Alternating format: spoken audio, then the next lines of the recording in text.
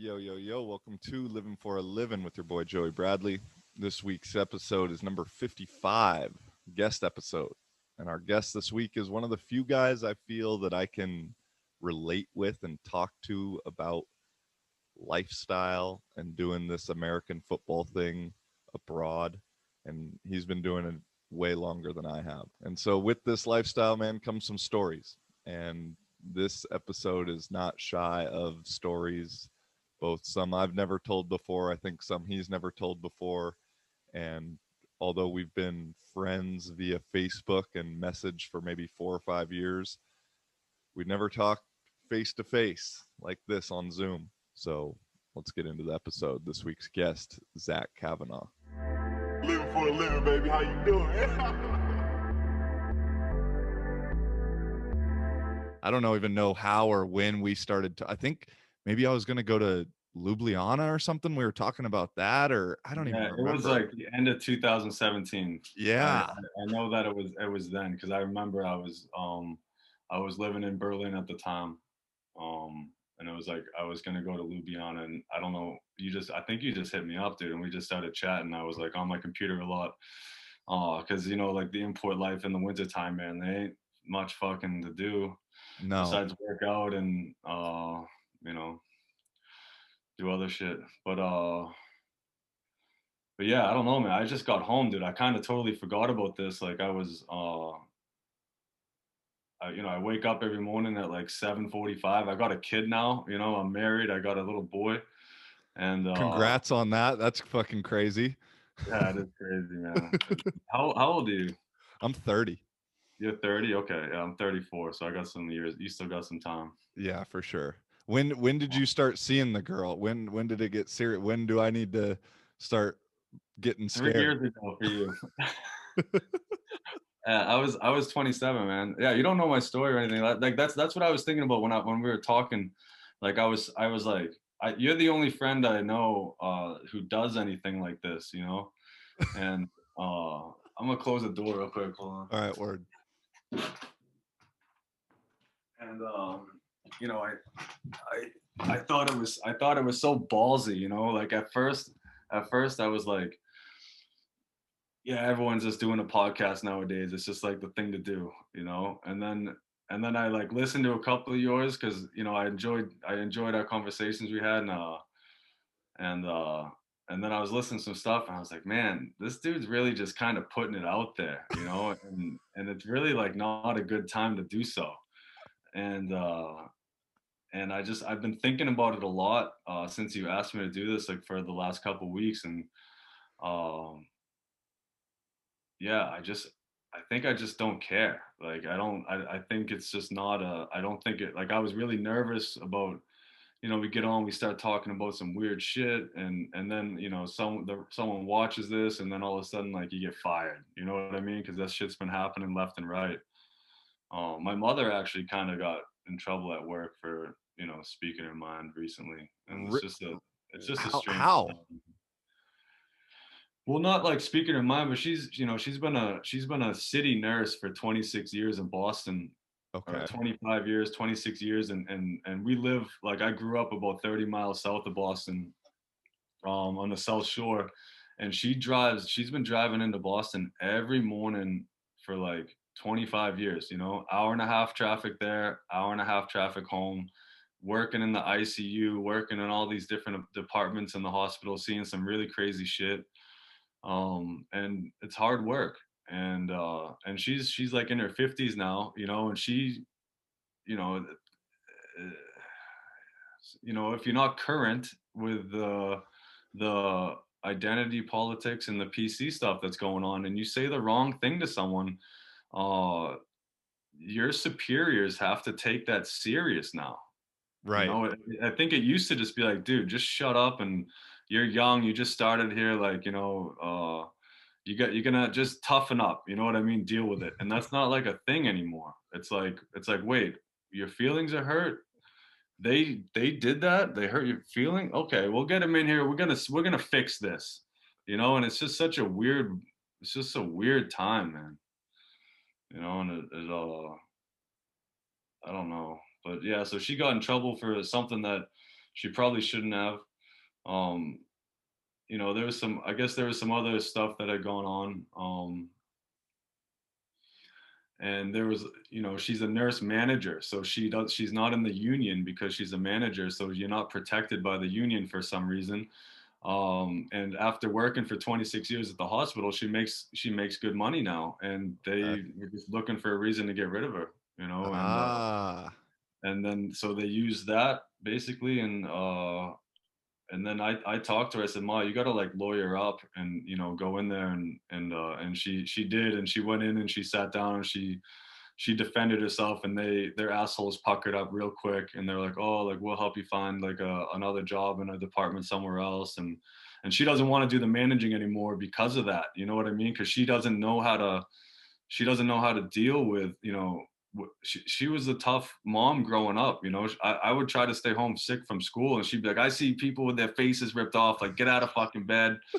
And now you got to tiptoe around and walk around on eggshells, and it's just not right. yeah, no, now especially it's as I think we've talked about, it's like the victimhood is celebrated and rewarded to a degree now, whereas before that was the last thing you wanted to be considered was the victim. Or I grew up, I never wanted anyone to feel, I still don't want people to feel bad for me or do anything because they feel bad for me. And now people have figured out a way to leverage that victimhood, for lack of a better word, into getting things that they want. And an example, or fucking people over, like that example you just said. Yeah, we had the pretty big. I live in Berlin, and when the George Floyd thing happened, we had like, this is when all the Corona stuff was just beginning, and we haven't played football in a long time, dude. And I Yeah. don't know, I don't even know if we're gonna play this year. Like that's why I said that you're so lucky that you're actually out there practicing and stuff and doing football stuff. I'm just training like I mean, I'm just doing the running and the lifting that I can do. Because it's my job. I can do it. You know what I mean? But everyone else can't do shit. But when the George Floyd thing was going on, I'm the head coach of the U19, the youth team out here, Okay. and this is like Berlin's a big city, man. It's a big, crazy city, and it's very mixed. Yeah. And there's people from all walks of life. I coach black kids, biracial kids, white kids, Arab kids. It's a big mix. And when the George Floyd thing was going down, here they had this massive protest after all these people were like, "Oh, stay at home, wear your mask." And I didn't go down there to the protest, even though it was right down the street at Alexanderplatz, until the end of it, because I didn't want to be around all the people. Like, I didn't really understand why we were so mad about what a cop did in another country, and people are probably gonna get mad for me just saying that, uh, and so I grabbed my GoPro and I went down there at like 4 o'clock in the afternoon when the thing was when it was over basically, and the only people that were left were like a bunch of teenagers that were just provoking these cops. And I got some pretty crazy footage, just kids getting arrested. It's like they would just like throw shit at the police and say "fuck you" and "fuck the police," and then when one of them would grab one of the kids when they got close enough, everyone would be like, "Hey, hey, hey!" Like it was a joke.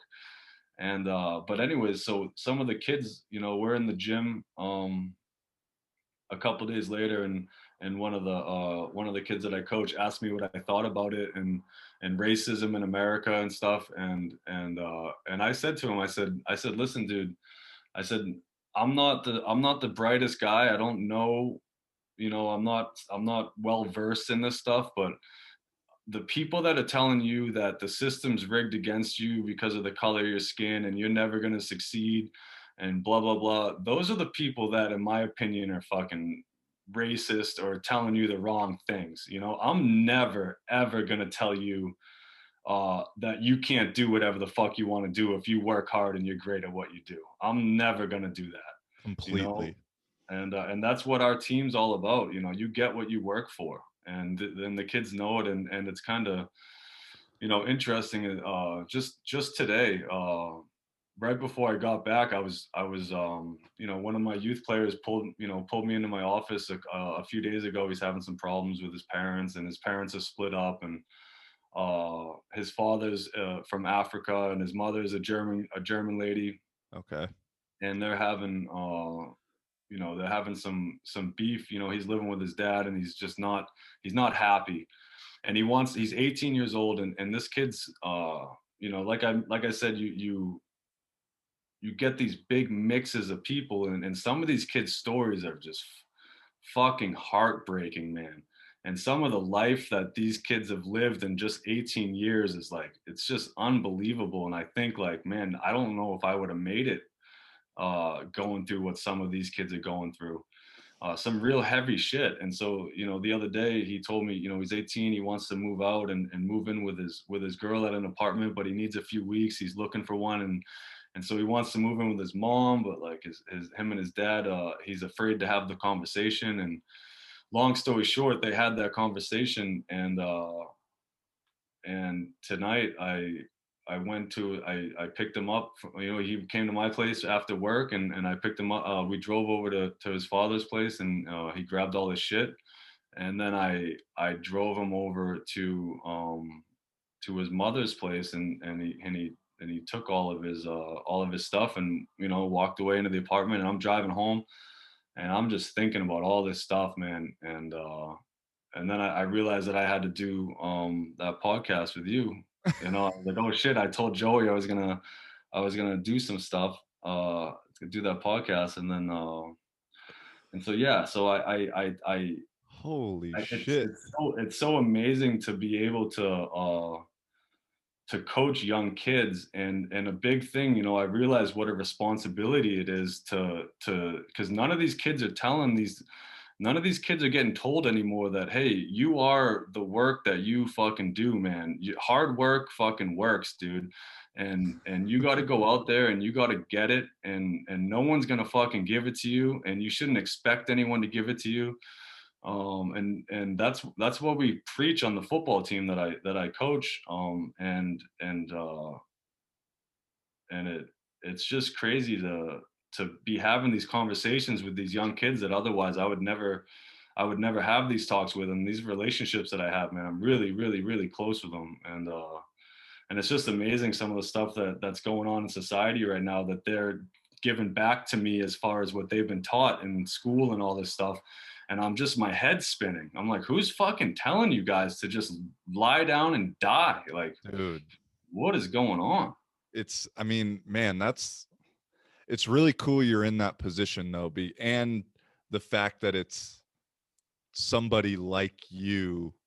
I, like we said, I don't really know you, but from what I do know you and how we've talked and throughout the things, I'll being tell you, able to, dude. That's what I'm saying, dude. That's why I came on here. I said, I'm just gonna tell Joey, you don't know me. Let's fucking talk, dude. I yeah, got some shit, man.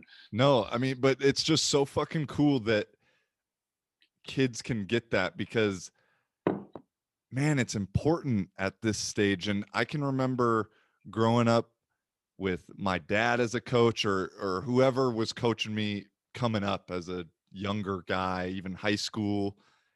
I mean, my junior college coach was like the guy that made me the quarterback, worker, player, person, everything I am now. Maybe I didn't realize it at the time, but it's so important. And nowadays, like you said, nobody has that in their life, or a lot of people don't have that in their life, and they're just being told that, yeah, the maybe the cards are a little stacked against you.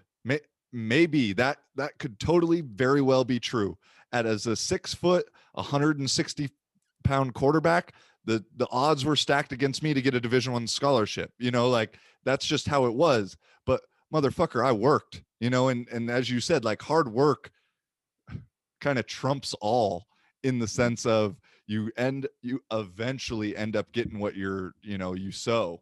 And no, it's interesting, because I haven't been able to be like a head coach anywhere in my time, but this last year in Spain, I was coaching like a U13 flag team, and it was fun at times, and then also just kind of babysitting at times, but there would be like these brief little moments where I could get through.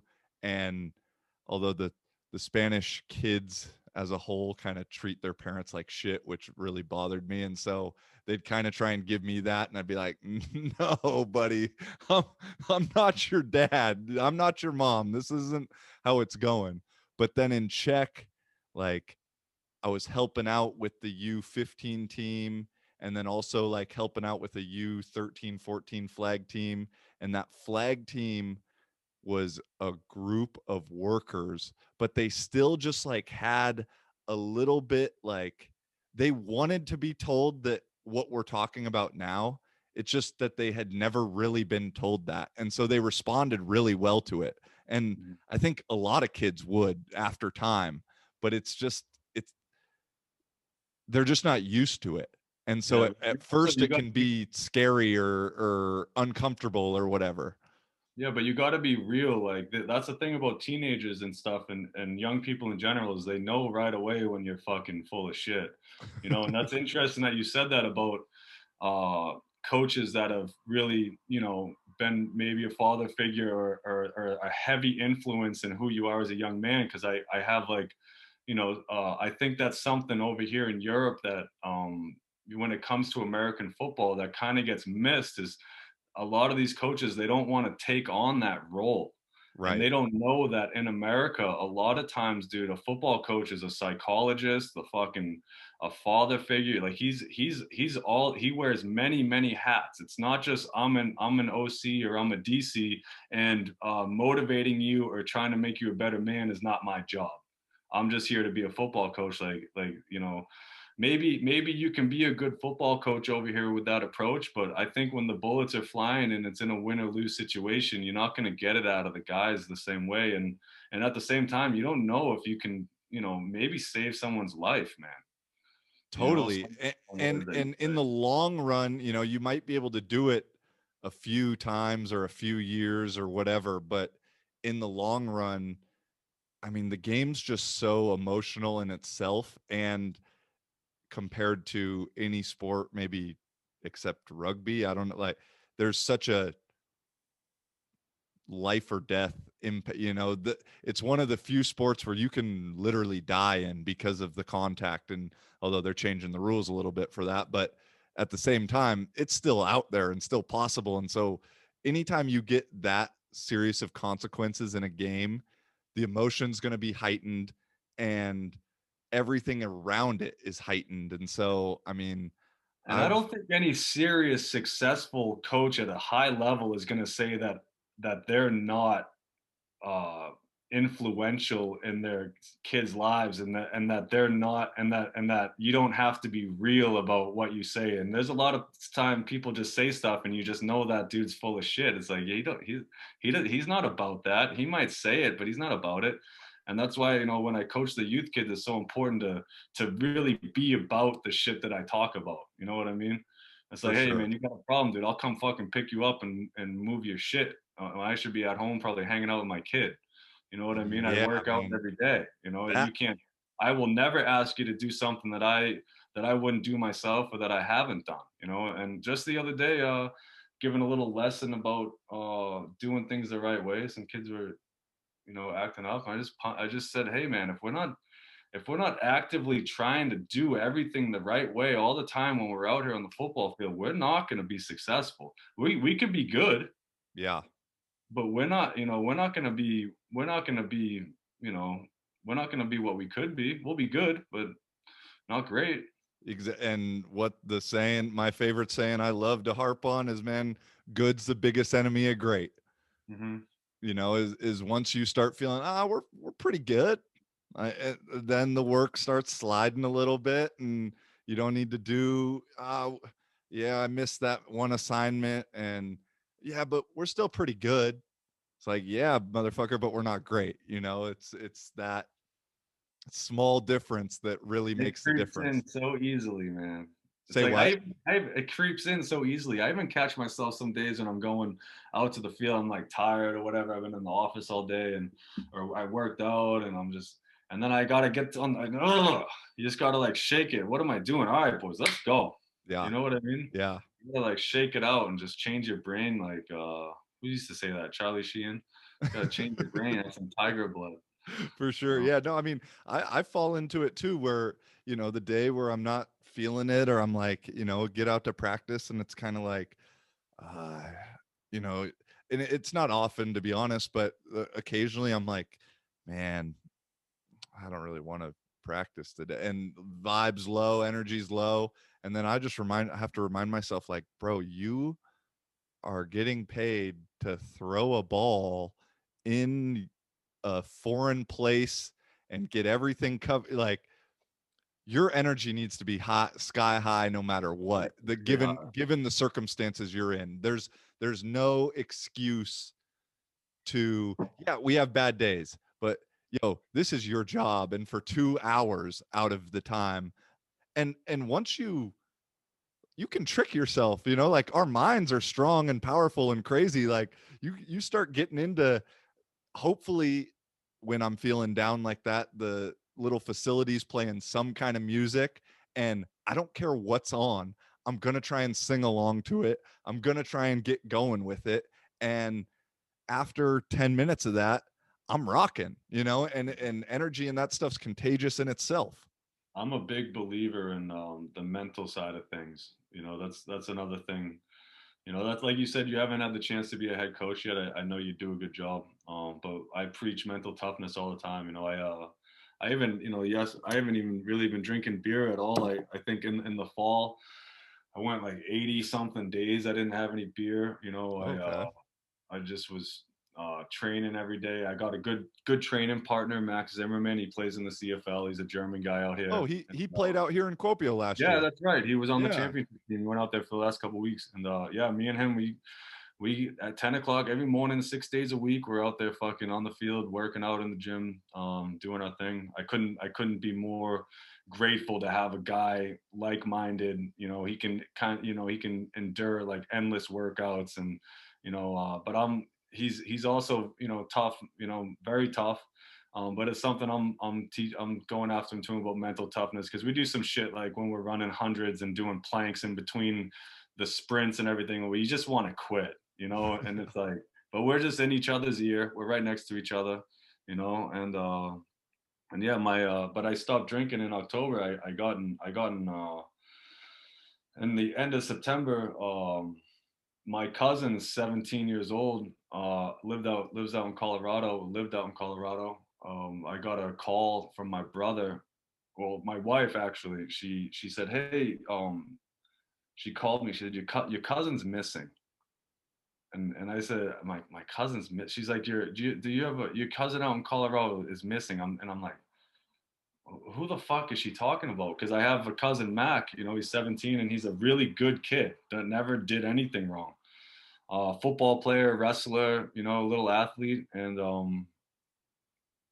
so I called my brother, and he said, yeah. He's like, Mac left some mess. This is the end of September. He left some message on Snapchat about, he's been depressed and thinks he's schizophrenic, uh, and he's done with it, and he's sorry, and he'll see you in the next life. And the video just cuts out. Oh And my God. so they tracked his car to this big fucking cliff area in Colorado Springs, and I used to live out there, so I knew I know there's Pikes Peak and there's some huge mountains out there. But I didn't remember this one rocky area. But I asked my brother. He's like, yeah, we're there right now. We got night vision goggles because my uncle's like a military guy. We're out. We're looking. We got a big search party, and they're like running around. He's like, I gotta go. I gotta go. And he hangs up the phone. And I'm like, what the fuck, dude? And I'm sitting in the football office. You know what I mean? I'm about to go to youth practice, and I put the phone down and I go, I go to practice, and I'm trying to, we get through practice, and I'm talking to the kids, just like I always do. Corona's going on right now. We can't have a season. We got to be mentally tough. My 17-year-old cousin, he's missing right now. I got to go. And I went back in the office, and I tried to call everyone. I got a call from my mother, Hey Zach, Mac's gone. And I go, what do you mean he's gone? She's like, they found his body at the bottom of the rocks in Pulpit Rock or whatever it was called. And he fucking something something happened, man. He was, I don't know if it was the corona stuff or fucking just being a teenager. Something got to him, man, and he fucking jumped headfirst off a really, really, really, really big cliff. And Oh my and so God, they man. yeah, I was just devastated, man, fucking devastated. And so I go home, I'm crying in the office, and I get it together, and I go home, and I'm talking to my wife, and I'm sitting on the side of the bed, and I'm just like, I gotta go. Like I gotta go, and she was like, I know you do. And so we found a flight like a few days later. And those few days, man, I just felt so heavy, you know what I mean? And and I haven't told anyone this. My family knows, a couple people that maybe a couple friends, but Man, well, so I I'm thanks I'm for sitting. telling. No, I'm no, no, so no, no, fucking sorry to hear that, no, man. no, That's not about my cousin. What I'm about to tell you. oh, okay. And so but I mean, that goes back to, yeah, well, I was supposed to go see my cousin in Florida when the corona thing happened, and then all of a sudden we couldn't travel. Okay. And I was in July, and I kicked myself, man, that I wish I could have been there and talked to the kid and seen what was going on. I hadn't seen him since he was like 12 or something. And you can't have a conversation with a 12-year-old, but he was like 17 now, and I was looking forward to, getting to know him. And you just kind of think like, man, could you have said something? Like, could you have picked up on something, Right. And so that's why it's so important that I think that we, especially as football coaches, if you have the chance to talk to people and let them know that, it's okay to go through storms. You're going to be in a lot of storms in life, a lot of storms, man. And if you're not rooted, dude, if you don't have good values, if you're not real, if you're living that fake Instagram social media lifestyle, and these storms come through, man, they're gonna take you out. You're not gonna be ready for it, and I tell the kids all the time, like, hey, you could be going through storms, and you got to understand that they don't last. Yep. Sometimes they last for a couple of days, sometimes weeks, sometimes months, sometimes a few years, and so I fucking I was in Berlin. I get to the airport, and I hate flying, dude. Okay. I hate to fly. I'm terrified of flying. I start drinking some beers in the airport. You picked the wrong gig if you hate flying. You I know, constantly go. I know, dude. So I started drinking some beers in the airport, and I get on the plane, and there's no one on the planes. Well, the plane we took to Amsterdam was pretty full, but then the one from Amsterdam to Atlanta, Georgia, was like, there was like empty. Whoa. You're on a big fucking jet by yourself, and the lady, she's got nothing to do. She just kept giving me beers, and so when I got to the airport in Atlanta, I was pretty fucked up, Okay. and I got about 45 minutes or an hour to get to my next flight, and it was a little delayed. So I'm sitting there, and I'm like, "Ah, fuck it." I started talking to this guy who was watching some soccer on his computer, and he's like, "Oh, let's go to the bar and have a couple beers." And I was like, "All right." And so I get some beers, and then all of a sudden we're boarding. So I run over to the plane, and I go to get on the plane. And as soon as I get on the plane, I go in the bathroom to take a piss before we take off, because I had to fucking piss, dude. It was like an emergency. And I come out, and I don't know. I don't know what I did. I remember everything, but I don't know if I stumbled or if I said something. But clearly the airlines have been on, they've been, uh, what's the word I'm looking for? They've been fucked with a lot by people, and I think Corona was really taking a toll on them. You know what I Okay. mean? And so some lady, dude, So like on high alert kind of thing. yeah, Okay. yeah. I had my mask on. I was doing everything the right way, and I'm sitting down, and I'm like putting my shit away, and I put my bag up top, and I'm getting ready to take off, and all of a sudden this police officer walks down, and he stands next to me. He says, "Hey, you got to get off the plane." And I said, I'm not getting off this plane, dude. He's like, no. He's like, that lady over there said that, you have to get off the plane. And I was like, for what? And they wouldn't tell me why I had to get off the plane. And so I'm sitting there like arguing with the cop, like, dude, like you don't understand, man. I'm not getting off this plane, dude. Uh, and he's like, are you really gonna make us take everyone else off the plane right now? And I said, yep. And so they unloaded the whole plane in Atlanta, and so it's just me and the cop, and this other fat cop starts walking down, and he's like, "Listen, man," he's like, "You got one more chance to get off this plane." I said, "Hey, man, my cousin, something bad just happened, dude. You don't understand. I need to be with my family. I'm not getting off this plane."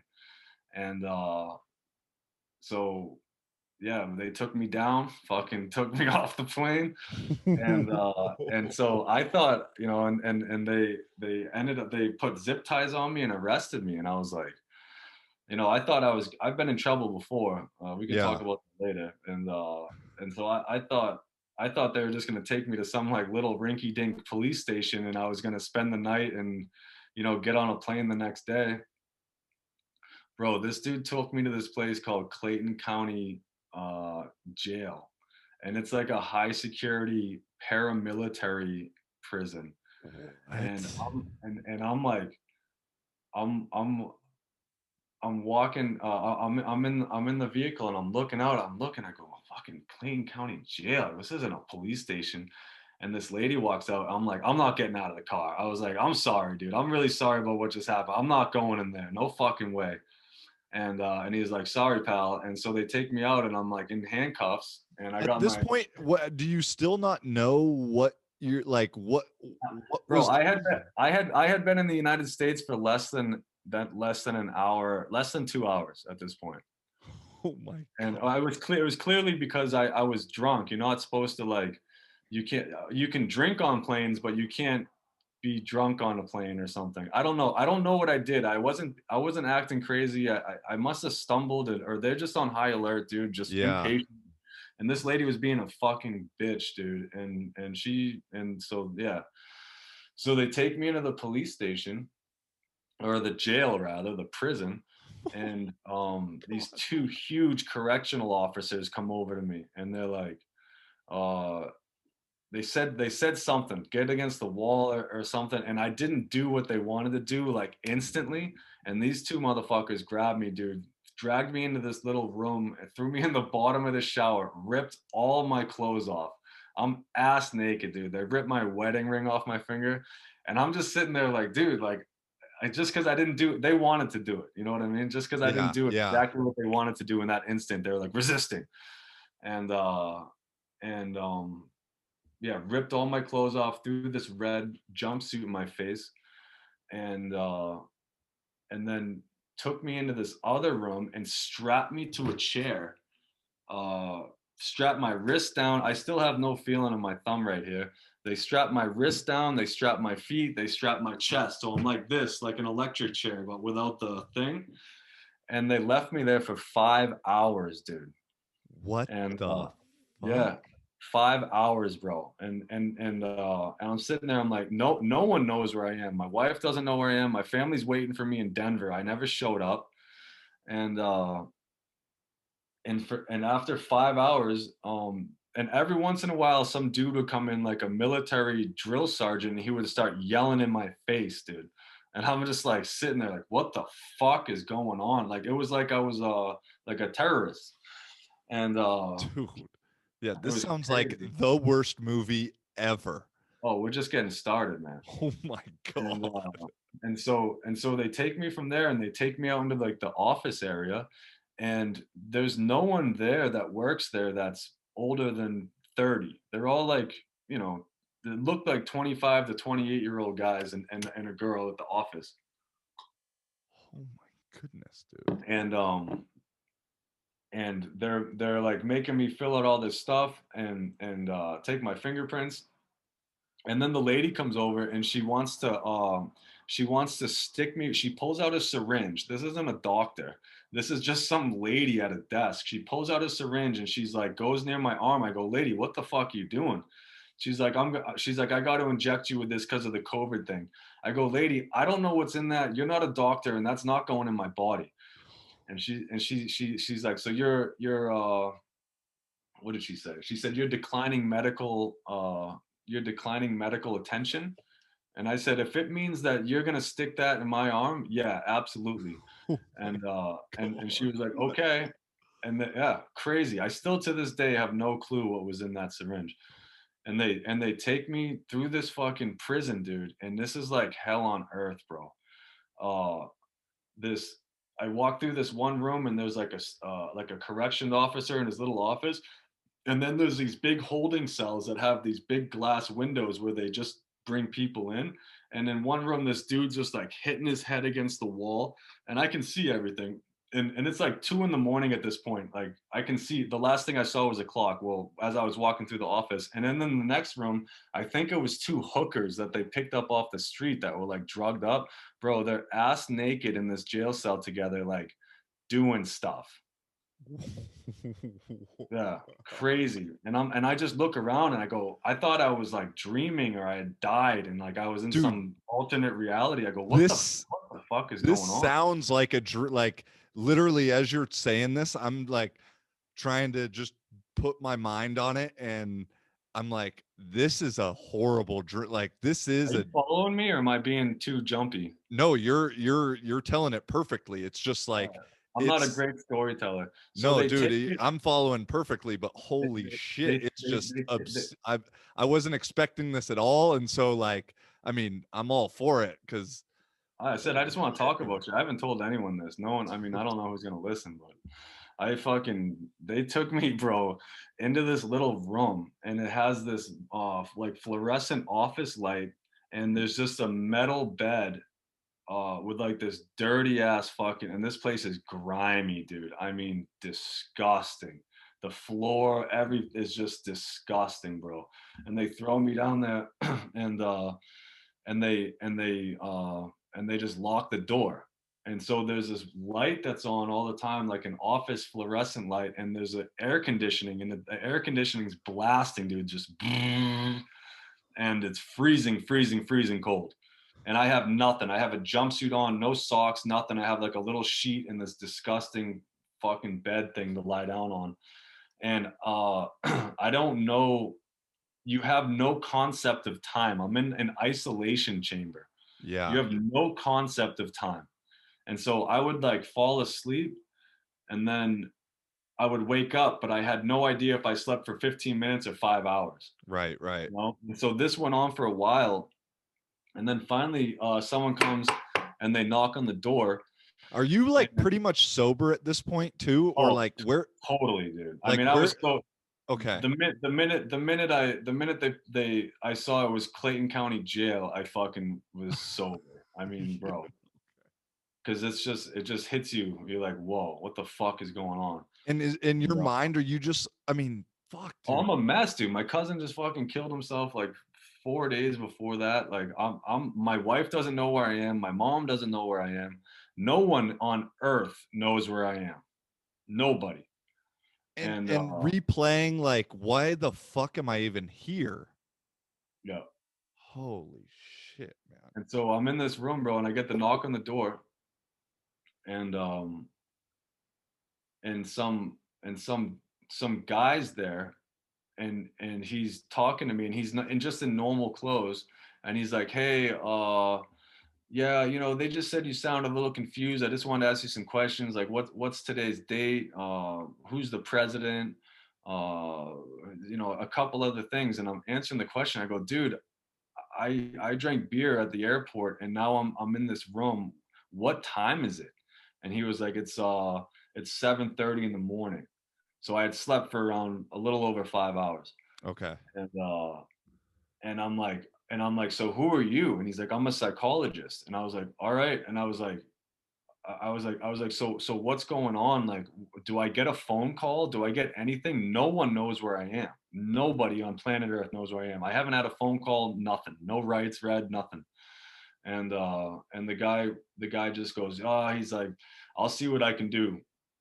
And he walks away and I never saw him again. And I go down and I sit down on the bed and I start grabbing my head. I'm like, did I just wake up out of like a psychosis and I imagined my whole life and I've been living in like a psych ward. Oh my God, you just gave me some fucking chills with I that. got goosebumps just thinking about it, I dude. was No, just gonna say, like, it's in like my head. the movie like Shutter Island or something, you know, like you know, that's all my mind can go right now is some crazy fucking movie. Yeah, and it gets crazier, dude. And so like, so I don't know how long goes by. I try to fall asleep. Must have been some hours, and three more people come and knock on the door, and it's three black people that work there, and one of them's in a white lab coat, like a doctor's coat, and so it's like two guys, and it's a guy in a lab coat, a corrections officer, and some lady. And the reason I say black is because I look down, I'm in the window and I'm talking to the guy, and he's asking me if I have COVID symptoms and all this shit. And I'm like, no, I feel perfectly fine. And I look down and he has an identification badge on, and there's a picture of a white guy on his identification. It wasn't even his jacket. And that's when I started really like, dude, I don't know what the fuck is going on, man. And I've been locked up for I don't even know 15 hours or something at this point. And so they ask me these What? weird questions. The lady comes in, she sticks this thing up my nose and in my throat for the COVID test, and then leaves, and I never see these people again. And I don't know, hours go by, and they give me some fucking shit food, dude. That I got like just a little bit of food and water the whole time I was there. I was drinking water out of this fucking sink, bro. It was unbelievable, unbelievable. And uh and so these people, and then hours go by and I get another knock at the door, and some guy comes in. He goes, hey, some lady called looking for you. And I was like, some lady? I was like, what? Who? What was the number? Because no one knew where I was. Okay. Nobody. And he said, I don't know, it was 781 something, and 781's like the South Shore, Massachusetts area code. I said it Okay. was my mom, dude. I just started crying. You know what I mean? Because like it wasn't nonsense. I wasn't losing my mind. Okay, right. And, Yeah, yeah, you okay, yeah. You're like and I'm just like, tears she tears of found. joy almost. Yeah, I was like, oh, she found me, dude. Like she found me, and he was like, yeah. He's like, they're real concerned. He's like, and they told me about your cousin and stuff. And I was crying. I go, yeah, he was just a kid, man, and I need to get out of here. I need to go. I need to get to Denver, and and uh and so he leaves, and he comes, and like an hour later he comes back, and he wheels out this like computer, and I have a Zoom meeting with a judge, and the fan's going, and I can't hear anything that this lady's saying through the steel fucking door. And he's like supposed to be saying stuff to me, and I can't hear anything, and I'm just like, oh, and then he wheels her away, and I go, what was that? He goes, that was your first court hearing. I go, I don't fucking have any clue what that lady just said. He was like, well, he's like, your bond is set at $2,000. And I was like, $2,000, dude, for what? And they charged me with criminal trespassing because when they told me to get off the plane, I said no. And so even though I had a ticket, that's still like criminal trespassing, and and uh and so I had to wait I had to wait in there for like another hour, and then they took me out, and I have all my stuff. I have my dirty ass mattress and my anything I could grab, and I'm carrying it, and they bring me out into like a normal jail cell area, but it's like this. There's like a little fishbowl in the middle, and there's a hallway that goes around, and there's a bunch of big rooms that break off, and then there's probably like 15 or 16 jail cells in each of those big rooms. So it's like a Okay. circle. It's like a Okay. donut, you know. And I'm walking down the hall, and all of a sudden he said face the wall, because someone was walking the other way, and I was like, what the fuck? And he's like, just look at the wall. And I turn and I look at the wall, and he's like, all right, let's go. And we keep walking. I go, what was that all about? And he's like, well, when one of our superiors comes by, the prisoners have to turn and face the wall. They're not allowed to look at him. I was like, bro, this place is fucking nuts, dude. And so I spent like 3 hours in that normal cell, and they only let one dude out at a time out of the 16 jail cells, and he just kind of walks around, goes to the phone. There's like some computer screen that I think just has like games on it or something. And then the guy flashes a light in the window, and they walk back into the jail cell, and another guy comes out. And when I'm waiting to get my stuff, they finally fucking come get me after a few hours of being in there. And Well, are and you in with other guys at this point, or are you still no, alone? I was alone again. Okay. Because of the COVID thing, dude, they have people kind of spread out. Okay. But these places are so filthy, bro. They're so, I mean, I don't know how they expect to rehabilitate people in places like this. Yeah, I was they like, don't. bro. That's why, there's no plan to, It's hell on earth, man. for I sure. can't believe that people work there. I can't believe that people go there every single day and work there, you know? 100%. I mean, and not to divert, but like just think of that mental shit of like being around that, but kind of in charge, but not in charge. And yeah, man. Dude, it was scary, bro. It was like And you're just a piece of meat, man. And the crazy thing is, so my mother, when I didn't show up, dude, my mother, my sister, my wife thought I was in Amsterdam. They told my wife that yeah, he never got on the plane in Amsterdam. So the whole time my wife thought I was in Amsterdam. My family doesn't thinks I'm in Atlanta, where oh, I your was. wife's just like pissed at you She, right now. He's still she in was she Amsterdam. wasn't she wasn't mad. She was just, yeah, well, yeah, at first, yeah, because she Of thought all I was like places to after the go no, missing. no. and uh and so they called around, dude, and they tracked me down to this place, man, and they weren't going to let me out of there, dude. They did not want to let me out of there. They were like, no, he might have COVID, we have to keep him for 2 weeks. Like they were not going to let me out of there, man. And I'm so lucky that I have a family that loves me, man, and found me. Because if I was just some dude, if I didn't have like close family ties or something, and I just told my wife, yeah, I'm just going to America to backpack around a little bit, you Yeah. know, I'd still be sitting in that jail cell. Yeah. Oh my Like, God. dude, you can't even go to court right now because of COVID, you know. And so anyway, so I'm like, they take me out of there, like, all right, dude, we're gonna go get you your shit, you're gonna get out of here, you just got to sign some papers. And so I'm in this other holding cell with these two other guys, and they're the first guys I've talked to. It's been 24 hours, like I had a conversation with, and one of them had been there for like fucking 18 months or some shit. And this black dude from Louisiana, and he said he was my age. I'm 34. He was maybe a couple years older than me, and he said he did like 12 or 13 years down in Louisiana too. I don't know how the fuck these guys do this shit. And I said, what was that where you guys got to go out and walk around for an hour and then you go in? Like, what is that? He said, we're locked up 23 hours a day, and these jail cells are tiny, bro. With sometimes three guys in these jail cells, and there's only two beds.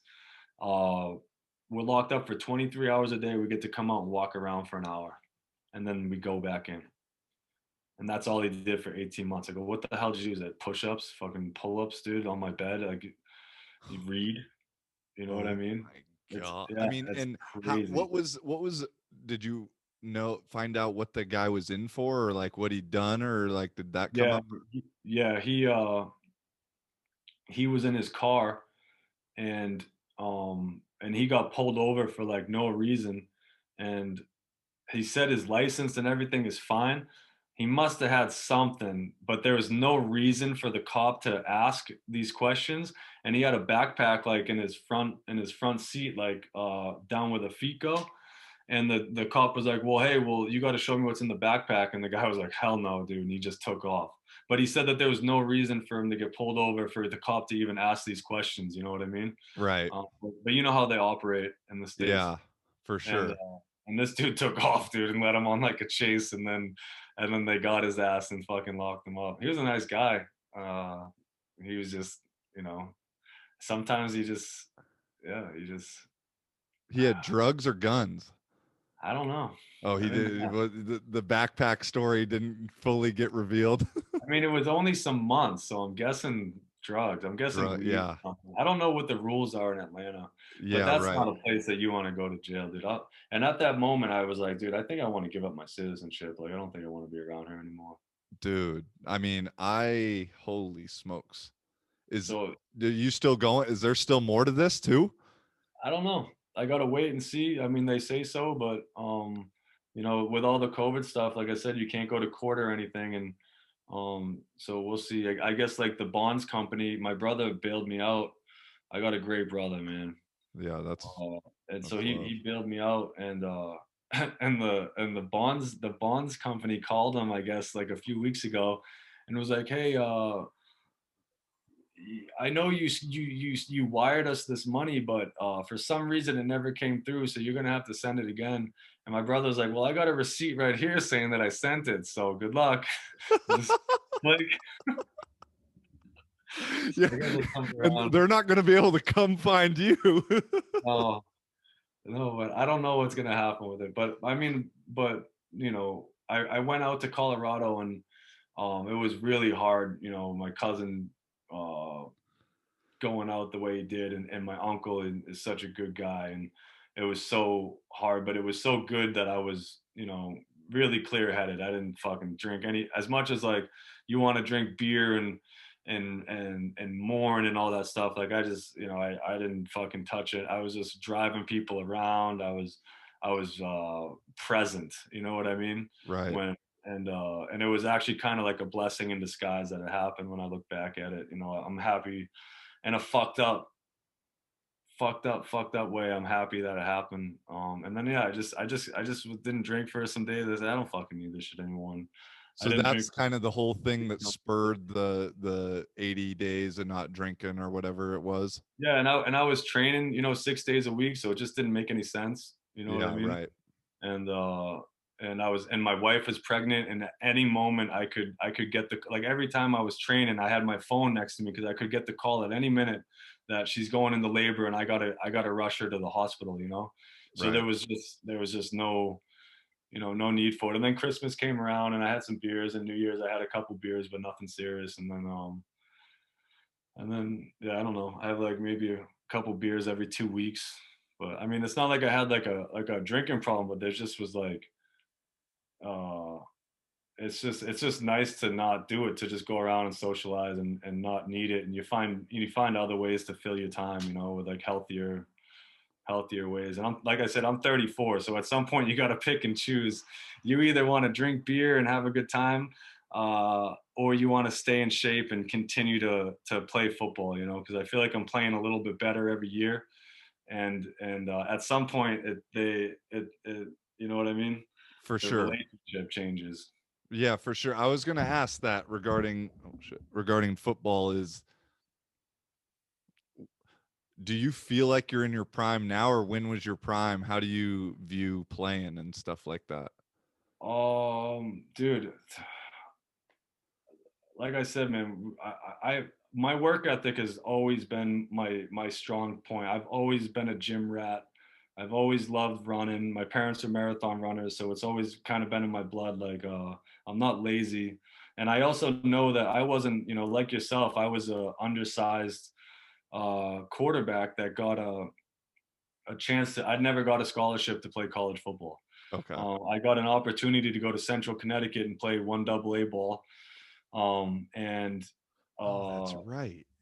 yeah, and I just worked my fucking ass off, dude. And I realized, and then my body changed. I never rushed for many yards in high school. I ran for maybe like 100 yards or something my senior year. I was so slow. But then once I started hang cleaning and squatting, and I got into like a real strength program, my whole body changed, and I got fast and I got quick. And that changed my whole game. You know what I mean? Because I Right. wasn't just throwing the ball anymore. I could run. And I think out here in Germany, I ran for 1,000 or very close to 1,000 yards for like 9 years in a row. Damn. And so, but I realized that uh, I got to that point because of certain things that I was doing, and just because I'm not in college anymore doesn't mean I have to stop it. And if I do stop it, I'm going to go right back to what I was before. So I'm just always motivated to kind of keep pushing my body. And like I said, I'm a big believer in the mind, and I think a healthy body, healthy mind. And so no, right now I'm 34, dude. I feel like I'm 24, dude. I'm fucking in great shape. I feel great, but mentally, I feel like I'm playing the quarterback position better mentally year after year, because the game slows down, and with quarterback, just you're a fucking quarterback. It's so nice to talk to a quarterback. The experience, dude. You know what I mean? The Dude, the the totally. game situations. You're like, I've been here before. I know what to do. I've made that mistake. I know where to go this time. And so that's getting better every single year. No, I feel like the last 2017 was really hard. I was in Hildesheim. I didn't have a lot around me. I was really frustrated. I was trying to do too much on my own. And I ended up like it just kind of self-destructing there, and Okay. wasn't welcome back. And they were blaming me for the offense, and That was like when we first started talking, right after that yeah, season, right? yeah, Yeah, exactly. yeah. And I had to do some real soul searching after that. I had to really, uh, I had to be honest with myself, and admit my mistakes and my behavior, uh, and what I did to contribute to ultimately what was a horrible season. I think we won 3 games, and I basically ended up getting replaced by another American quarterback, Nelson. He was a great kid. He slept on my couch, and the last game I ever played in Hildesheim, I played wide receiver against the Cologne Crocodiles. I just went out there and played Z fucking all game. It was great. But then after that, my confidence was shook, man, and For sure. big time. And then Ljubljana came up, and no one wanted me in Germany, dude. I was just done, dude. Oh, he's just a runner. He's done, and he's got a bad attitude, and so I had to do some soul searching, man. And I didn't even I played in the Austrian league in 2018. I was on a team in Slovenia. I wasn't even on a team like an Austrian team. You know what I mean? But I said, you know what? Everyone's talking shit about me just being able to run the football. I'm a fucking air the ball out. I got a couple guys that can really fucking run and catch. Ended up leading the league in passing that year, and got offensive MVP of the league, and kind of got my confidence back, and it changed my game. You know what I mean? Because I said, you know what? I don't have to do everything myself anymore. I can sit in the pocket, and I can get rid of the football, read a defense. I'm very, in my opinion, a good football IQ, and but when things break down, I can get the fuck out of there and make something happen. Right. You know? Right. That Um, and that's like I don't want to lose that.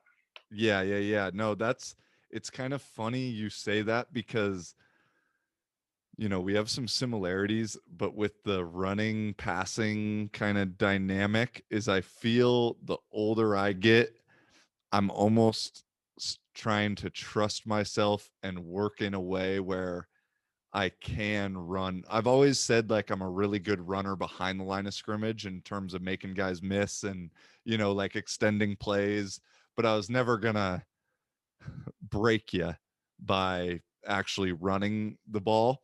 But as especially in the Euro game where I mean, I guess in all games, but especially out here, I feel the angles get taken way worse when the quarterback runs, and just the way the play develop is completely different when the quarterback does run, especially in like scramble type of things.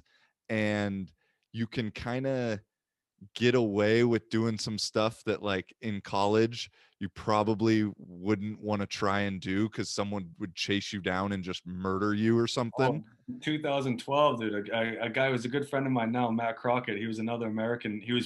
I played in Cottbus. It was another town in Germany. And he was in Hildesheim, so I was playing against Hildesheim, who would Okay. later be my future team. And I'm breaking out to the right, and I cut back across the whole field. And he looks at me. What do you say? In the States, you can't be cutting back like that. I was like, bro, we're not in the States, dude. You know, like because he said that to me, and he was right. Because we don't in the States, man. I get going one way, I'm out on the sideline. I'm not cutting Exactly. back to where those guys are. No way. Exactly.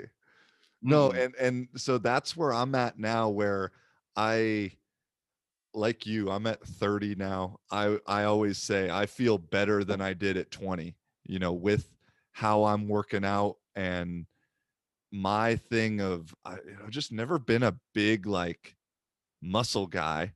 And so trying to be the big muscle guy just always got me so fucking stiff. And Yeah. then I'm sure with the combat. And so now I've focused so much more on mobility and some band type stuff while still also getting those primary lifts and strength things in, but not worrying about whatever the max is, and because in college, that's kind of just what the strength training program just makes you think. And man, just my hips, I've always just looked like I can barely get my feet off the fucking ground, And so now I'm finally able to get a little knee drive. And I mean, I'm not running much, but at times, man, I feel kind of quick and I feel fast. And it's like, I may not break the 60 yarder, but boy, if we get in the red zone or the 30, I could make something happen. And just kind of getting the mind around the idea that, hey, you can do it. Because man, everywhere I was in college, I literally never had a backup. And so my coaches, and I wasn't that athletic either. And so my coaches would just constantly preach, you can't run. You can't run. Don't run, because if you get run, we're fucked. And so that like conditioning in me, carried over. And then had a little bit of fun and ran a little bit in Lisbon, but it was also like secondary league kind of ball. And so it wasn't like the true confidence builders, but then here and there getting those little confidence boosters where it's funny you say now you're maybe getting the more pocket presence or whatever. I'm And going the other way. I'm going the other way. I'm feeling like, yo, the older I get, like I can kind of bust a move a little bit more. And I just want to trust myself in doing it. So it's Yeah, cool. don't be afraid to do it, man. Fucking don't be afraid to do it. Just don't take direct hits. You know, I've always been kind Right. of good at avoiding direct hits. You know, and if guys come low, I slid like I think I slid twice in college. I got knocked out both times, bro. And spring games, not even in games. Like at Central Connecticut, dude, I would go out and I would go to slide, boom, you know, because you put yourself in such a vulnerable position. So when I get into, if it gets close, I hit the deck because guys play a lot higher up here in Europe. Yeah. So I just get under them. You know what And I yeah, mean? yeah, I've always like, unless I'm just in such wide open field, I'll slide. But yeah, if you're in the close quarters, it's so much better to dive than it is Mhm. slide. I totally agree with that. No. Yeah, No, I was kind of fortunate. We had this older coach, Adam Rita, come in for the. We were practicing a little bit in the fall, and he's like a I don't know if you know him. He's coached in Italy for a while, but he's also like a Canadian legend, like it won a Grey sounded Cup. really, that name sounded Adam familiar. Rita, I don't know yeah, he's why, a but yeah.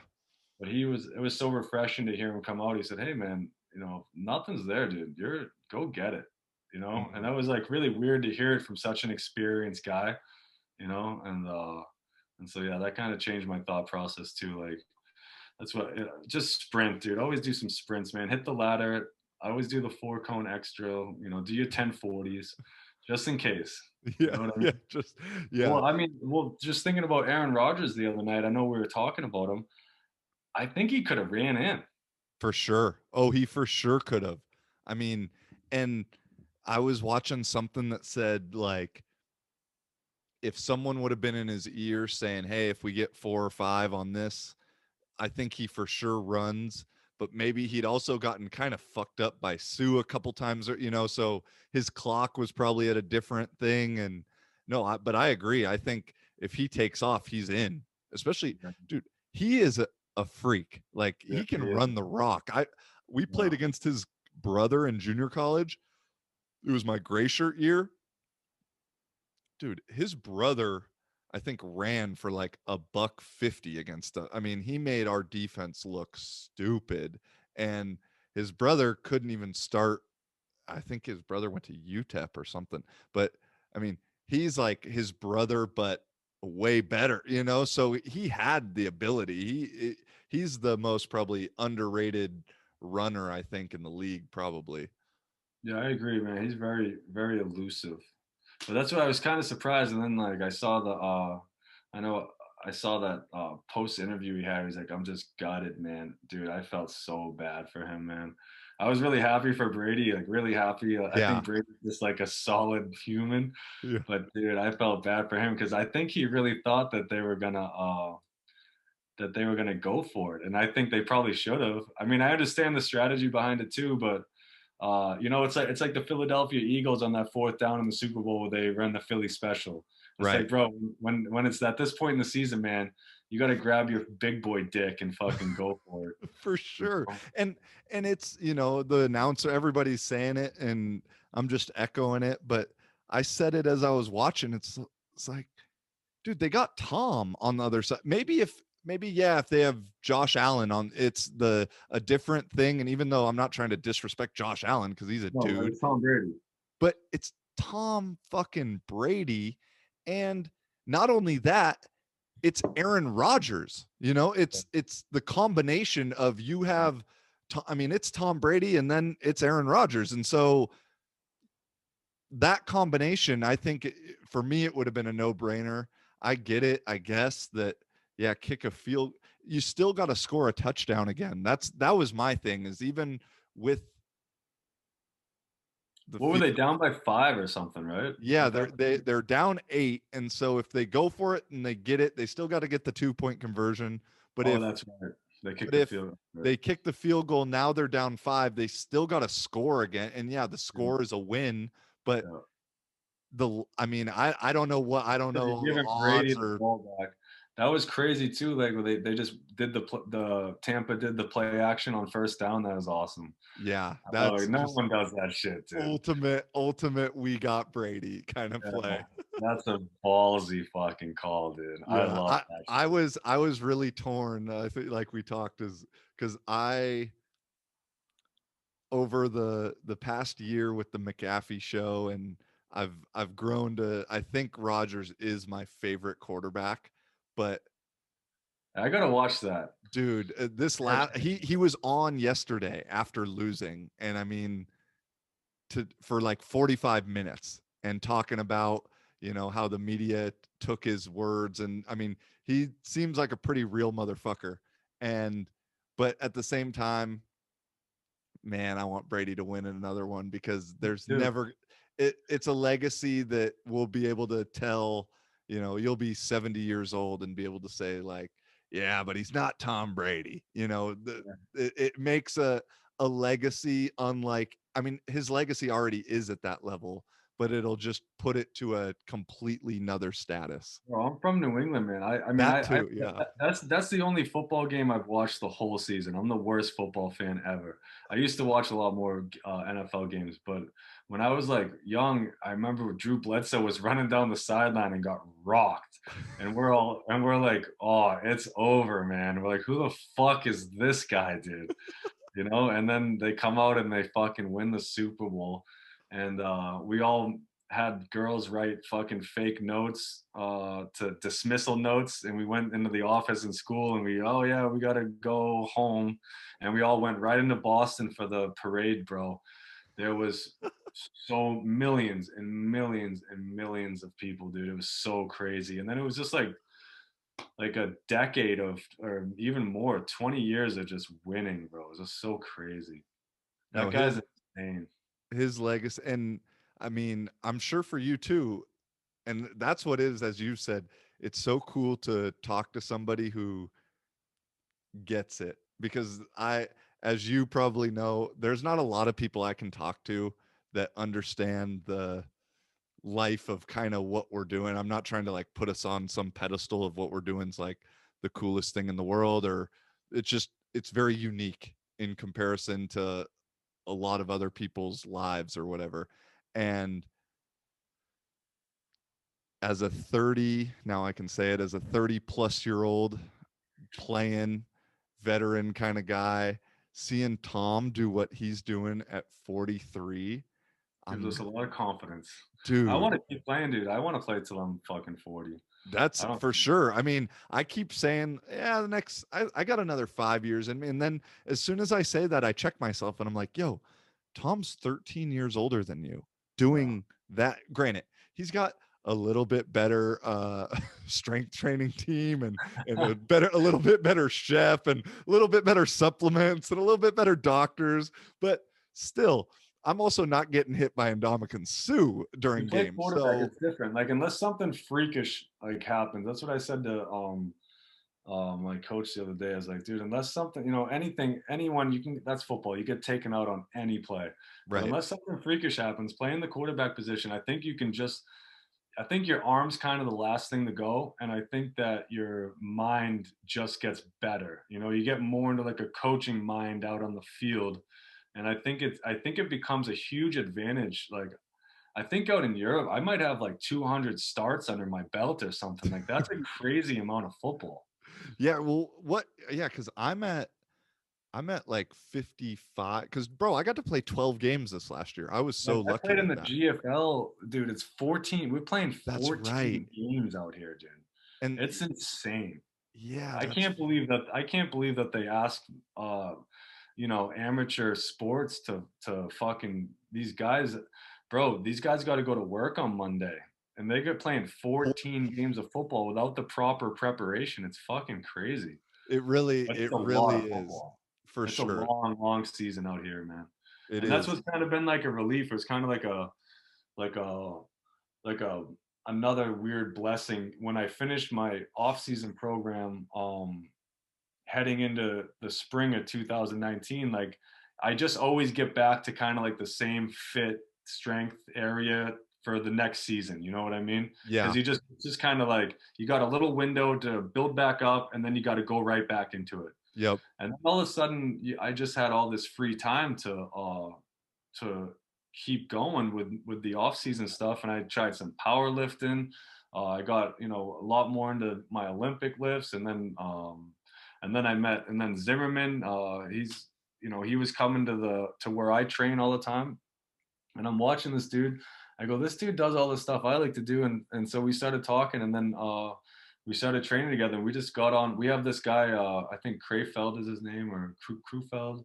He used to be the head coach of the Rostock Griffins, but he's the guy that's writing all of the programs for us. And it's Okay. great to not be able. I don't have to think. Like I got so tired of doing my same college programs, fucking year after year. I don't want to repeat a strength program back to back. And I got tired of just thinking of like my own programming and all that stuff. And this guy has been doing a great job. I just show up and it's like, what are we doing today, man? He's like, we're doing this, and this. And I'm like, all right, let's go. And so it's been to get everything tight again, and all the little nagging injuries are gone. It's been cool. I hope we get to play football this year, dude. I really am excited to get out there and play this year. I haven't been this excited. There's been some years where I'm like, fuck, I gotta fucking grind this out again. This still kind of bothers me from the year before. We've had some crazy times over here. 2000, end of 2014, I got crushed on the last game of the season, like underneath the whole offensive and defensive line in Bielefeld, and my breastplate on my pad got like jammed into my bicep tendon, and I played the rest of the game and I could throw, but it really fucking hurt. And the next day I woke up and my arm was all black, and I couldn't really do this for 6 months or something. It was a crazy amount of Jesus. time. I thought my career was over, and oh, I got a crazy story, dude. You want to hear a crazy story? Yeah, let's go, man, for You sure. No, don't I know mean what a the football just is. to say that first is like the GFL season and or the length of the season is the main reason I've not wanted to go out there is because that is just even as the guy getting paid and doing it as the job, It's a man, lot. it's a lot. It Yeah. really is. And so, I've had a couple offers throughout the years and it's always there's like the risk reward or whatever what it pros and cons of yeah, you get a 8 month, 9 month contract where you're getting paid, but holy smokes, like 8 months of football is a Yeah. long time. I hope you do it one season. It's fun. But I I don't think, know yeah, the as I'm getting older now, the because you can play. You can definitely play. You could be a good quarterback in these leagues out here, man. for sure, for sure. That's the thing with me that's been tough for also with going there is, every year except for this upcoming year, I've been QBOC. And so I kind of have, as you said, the way that like the quarterback, the longer you play, you get the coach's mind going. I've Yeah. had it now, and I feel like I got it at a pretty good level where I'm still a keep it simple, stupid kind of guy, RPO for the most part kind of system. But man, I make sure I'm a protection nut, with making sure the O line understands like, okay, and I'm always calling mics at the line and sliding the protection. So I always in theory know who the free rusher is. And Yeah. that's huge because I'm shit, man. And Czech, granted, Czech was not the best league either, but I think there were like 3 or 4 games last year. I didn't even touch the ground. Like we get done with the game and it's maybe a hip flexor is a little tight from actually having to run full speed for 20 yards. But other than that, it felt like a practice, What and was it like out there? You like playing out there? um, I mean, for the like, if Czech could take it seriously, it could be pretty damn good because for whatever reason they've done a good job of marketing, and we got, especially at my home games, we'd get 800 to 1,000 people at a game in a 40,000 population city. And so Yeah. the atmosphere was cool. We had the fields looked right, but it was just the guys didn't fully understand what it took to really take it to that next level of competition. Like the Prague Black Panthers guy, we had like 6 dudes on from that team because they didn't play in Austria. They got it. They understood that. But most of the other local guys, it was I I can't make practice today because I got to help my dad with this thing, or some kind of excuse that was just like, dude, you could be really good if we got everyone here all the time. But maybe that's maybe a problem everywhere. Yeah, that's continental. But dude, I was so spoiled because my first 2 years in Lisbon and my first 2 years in Poland, we literally never had that issue of guys at practice. And Dude, the Polish guys like to play ball, dude. dude, That was one. That was the Polish I think is the most underrated league in Europe because yeah, because of the import rules. Is they're rocking 10 Polish guys and one American on the field all the time. yeah. And if a German or a Finnish team, for example, would have to do that, the Wrocław Panthers are fucking real, man. Like that, they're real, bro. That's the thing.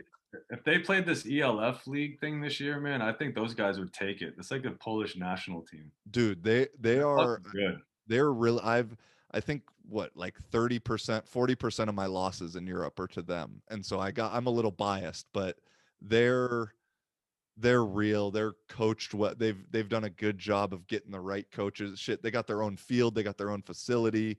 It's Yeah, it's a program. they look good down there, man. But no, is that was my thing in Portugal. For whatever reason, I got there just at the right time. We had 40 guys at practice every day. Really? And we were at the point where I think the limit for the team was 45 on game day, and we had to make decisions on who didn't get to suit up because we had more, 52 guys who would somewhat consistently come to practice. What was the And roster? How big could the roster be? I think 45 was the limit. Oh, it's gonna be tough to tell some guys, hey man, For thanks for sure. coming to practice, but For sure. yeah. And so, no, I mean, that was just I got into the idea that everywhere was, and same thing in Gdynia. I mean, we always had enough O linemen. We always had enough everything to practice. And so my first 4 seasons, that was just how it was to me. And then in Barcelona, it was a little different. Czech, it was a little different. Finland right now, it's a little different because I'm the only import here, so we don't have the extra maybe 5 to 8 guys that we would once season comes around. But Mhm. yeah, man, what's the story? Let's hear the story. Well, you played in Poland, so that's why it's kind of funny. Okay. Uh, in 2000, so in 2013, my father got brain cancer, and that was when I met my wife, my wife, um, and we weren't really that serious, you know. And so I went home and at the end of the season took care of my father. He died, and then the family situation at that point was just broken. I Right. was in a big fight with my mom. Got in a big fight with her boyfriend, beat him up, and my brother came and picked me up one night. I was like sitting in the graveyard. It was like 11 o'clock at night down the street with like a backpack full of clothes and my dog. And my brother came and picked me up and took me up to Norwood, just outside Boston. And I was sleeping on his couch for like almost 3 months or something. And in that time, I signed with the Warsaw Eagles. Okay. Okay. Yeah. And I was leaving for Europe in January. And I remember when I was leaving and I was like at the airport and getting on the plane, I'm like, I'm not coming back, dude. I don't know what's gonna happen from here on out. My father was my best friend, dude. He's gone. Uh, I don't want to be a burden anymore. I'm not coming back. Right. And so I went back to Cottbus in Germany where I played for 2 years, and where I met my wife. And Was I that your went first stop? When did you graduate? When did you leave college or graduate My college? first stop was in Norway, and that didn't work out. And so I went home, and then I went to Finland like 2 weeks later, and I was up in Oulu playing on the Okay. Northern Lights. And on game week, I found out that the Norwegian team never released my players pass, and they had to send me packing. Oh my I went God. home and fucking worked at a fence company digging holes all day for $10 an hour. It was brutal, dude. So what was Um, that? 2012, 2011? That was 2011, and Okay. then that winter I moved out to Colorado and lived with my brother. My brother was living in Colorado at the time, and he moved to Massachusetts a couple of years later, and and and that's when I signed with Cottbus, and I Okay. went out to Germany in 2012, played there, went home, moved out to Utah, Park City, Utah, and I'm a snowboarder. I was snowboarding every day and Oh, working no out. shit. Okay, I didn't know that. I'm a snowboarder too, bro. I was a New England championship slopestyle, New England slopestyle champion when I was 18. I can shred. No Uh, shit. yeah, and Damn, bro. Both my cousins were sponsored by Burton and shit growing up, and we got well, a out in we got a Washington, condo at the local resort and yeah, about 45 minutes outside of Seattle. So okay, we got to meet up in the Alps or something, bro. I'm I more of a got a friend. I got backcountry, like I like doing more of the cliff shit, but Yeah, me too. I don't like being in bounds. yeah, nowadays I used rails to are like too park, hard. but Rails hurt if you fall. yeah, I'll take like 4 runs a day where you're hiking, for Hell hours at a yeah. time. Ooh, Um, okay. Damn, I didn't know. Oh yeah, we for sure got to do that then. Okay. Sorry, um, keep going. Keep going. That I but just I needed to get the timeline for my mind. no, this is good. And so yeah, so I went back to 2012, 2013, I played in Cottbus. I went home, took care of my father. 2014 came back, and I had to stop in Germany. I had to go back to Cottbus because all my football equipment was in my buddy's basement. So I went back to Cottbus for just what was only supposed to be like 3 days. It was only 3 days, I think. I got there on the Super Bowl. I watched Seattle and Denver. It was like the worst Super Bowl ever. I think it Oh was yeah, Seattle. okay. So Like, man, I was still in New Haven at this time. oh, Okay, which is brutal. crazy according to our Weird Um, connections. yeah, and and so I hung out with my wife for a night, or my now wife, and we had a great night, and I said bye to her, and I thought we were never gonna see each other again. I said, I'm going to Poland. I'm gonna try to stay out there because Warsaw had like this great fake picture going on of like this super league out there, and I was totally fooled. And and I so know this guy, exactly what you're talking about. Okay, keep going. Heffron, Dale Heffron was the head coach in Bielefeld in 2013, and he said, "I want you to be my quarterback. I'm going to Warsaw." And he was an older guy, and my father just died, and we had like a lot of good talks, and I was kind of like looking up to him at that point. And um, and so I go to the main train station in Berlin. My buddy brings me there, and I'm like, "Hey man, I need like a hotspot on my phone real quick. I need to just message my coach."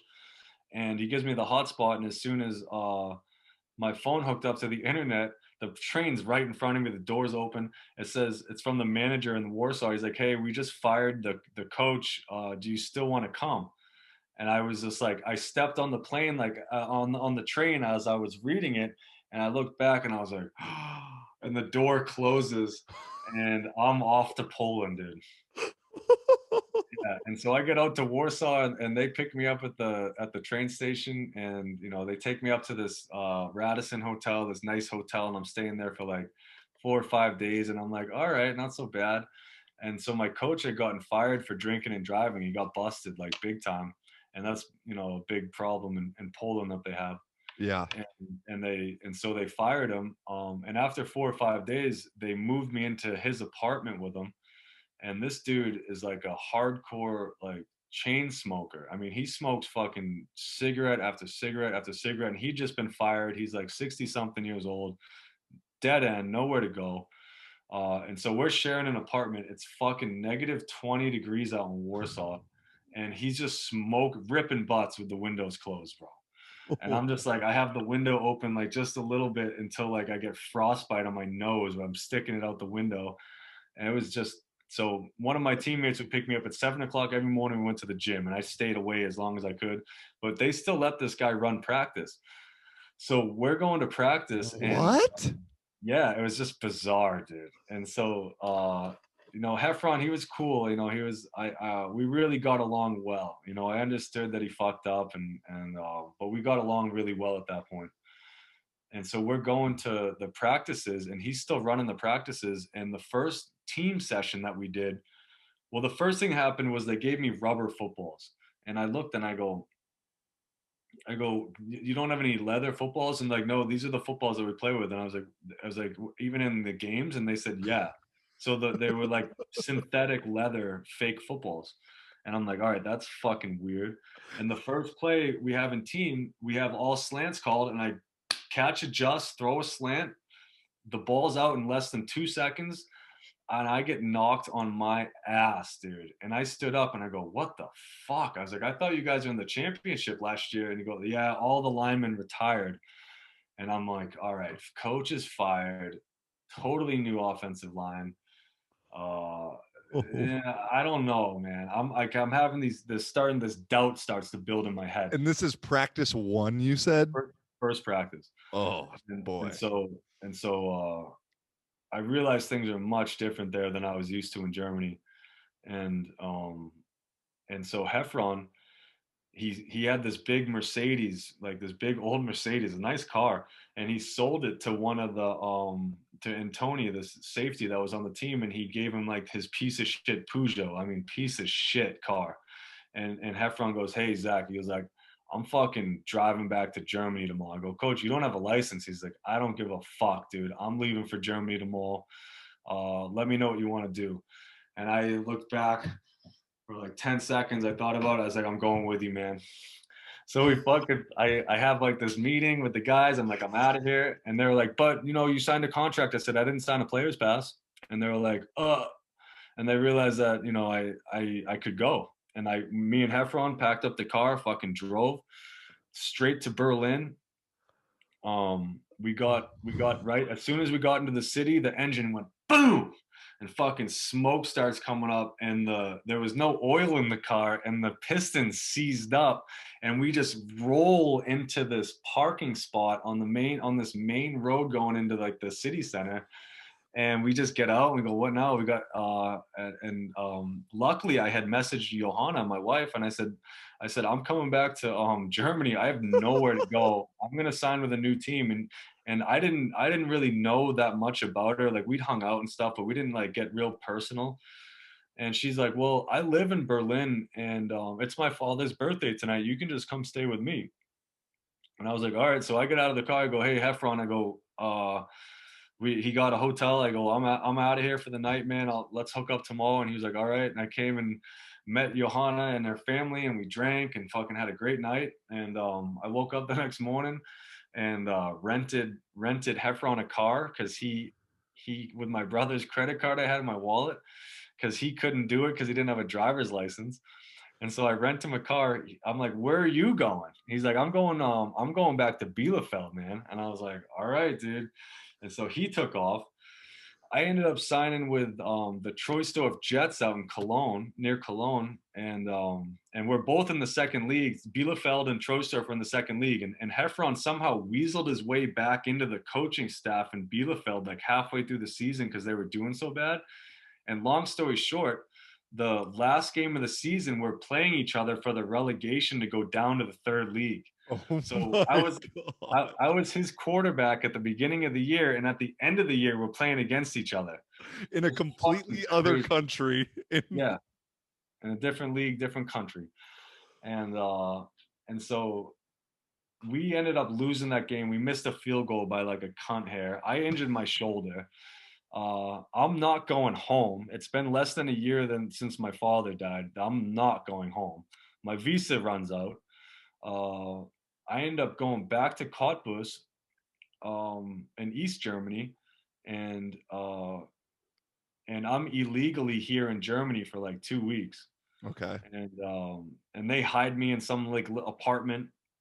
And then I go to the city hall, and there was this lady, Frau Schaefer, that I had met like the 2 years before, and she knew me, and she's like, "Ooh, you could get in big trouble for this," and she ended up like helping me out. So I got a new residence permit, and I started hanging out with my wife more and more, and then I'm injured. I'm totally injured. Can't even do this, and Okay, so that relegation game was the with the injury. okay, okay. When I hurt, I ended up getting a bicep impingement, and they never even really figured out what I was.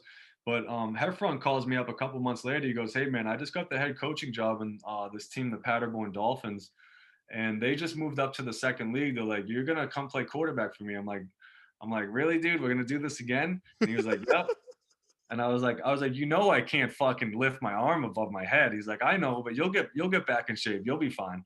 And so I signed a contract. And I get out to Paderborn, dude, and I move into this apartment out there. And the 2 days after I get there, I run out of money. I have no money, nothing. And I have like a week until my contract starts. And I move into this apartment, and there's no furniture, there's no kitchen being built in there, and everything's in pieces because they just kind of redid it. And so I slapped together this makeshift kitchen. I have no like shower curtain. Like, it's just fucking ghetto as fuck. The balcony door doesn't shut. It's just brutal, dude. But they had a really, really nice gym facility, this thing called the Ahorn, and they have a baseball team. And so I'm going to the physio trying to figure it out. And the doctor's saying, yeah, we're going to have to cut your shoulder open and give you shoulder surgery. And I'm like, okay, like an idiot. And I go back and I do a little bit of research, and they say the last thing you ever want to do is cut your shoulder open. Try to Okay. rehab it, do whatever you can do. I didn't know anything about band work, or I knew nothing about scap muscles, nothing. And so I just happened to be working out in this gym, and I'm like, that's a baseball team over there. I haven't seen baseball in Germany. I don't know if Right. you've seen Yeah. When you've you seen said Finnish baseball baseball. team, I'm like, what the If hell? you ever get a chance to go to a Finnish baseball game, go to that. Yeah, for Um, sure. They but practice right next to us every Thursday. And bizarre, so dude. I think that might be my second career after once I'm 40 and I retire because I ended up playing my last year of college. I was on the baseball team at New Haven. Um, I remember pitching, right? no, I'm Or like middle. I didn't really play, but I I remember you can told me that the coach called you. Was like, "Hey, man, he was like, hey, dude, or I just saw him in the weight room and I'd always joke with him and be like, hey, coach, if you need a shortstop who can hit a buck 80, like I'm your fucking guy, you know? And he, oh, okay, Bradley, okay. And my senior season ends and I'm just in the like athletic weight room working out still. And he comes up to me, he's like, Bradley, you said you played shortstop? I'm like, oh my God, this guy's serious right now. He's like, yeah, I played shortstop. He's how long ago? I don't know, 4 or 5 years ago. It was like 6, 7, 8 years. You know, I didn't even play my senior year of high school because I didn't like the coach in high school. And um, he's like, well, we had one guy flunk out, we had one guy transfer, and we had one guy quit or something. He goes, I have no backup shortstop.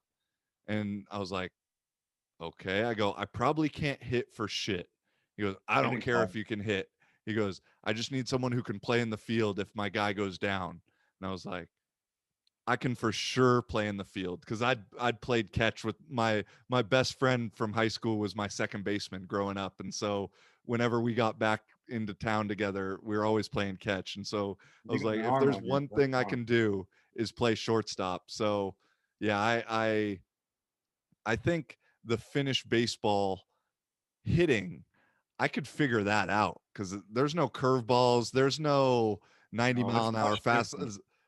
There's just some super change ups basically Oh, where I think I could figure that out. That might be my give it a next whack. Try career. to get cozy with them.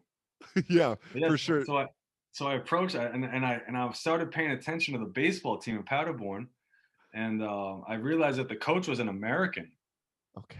and his name was Matt or something. Really nice guy. And I said, "Hey, man," I go, what do you know about shoulders?" And he was like, "I'm a fucking baseball coach, dude." He's like, "What's your question?"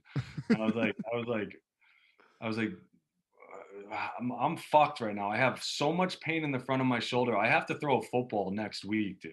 And he was like, "Well, what's going on?" And he felt it around and stuff, and he showed me some stuff.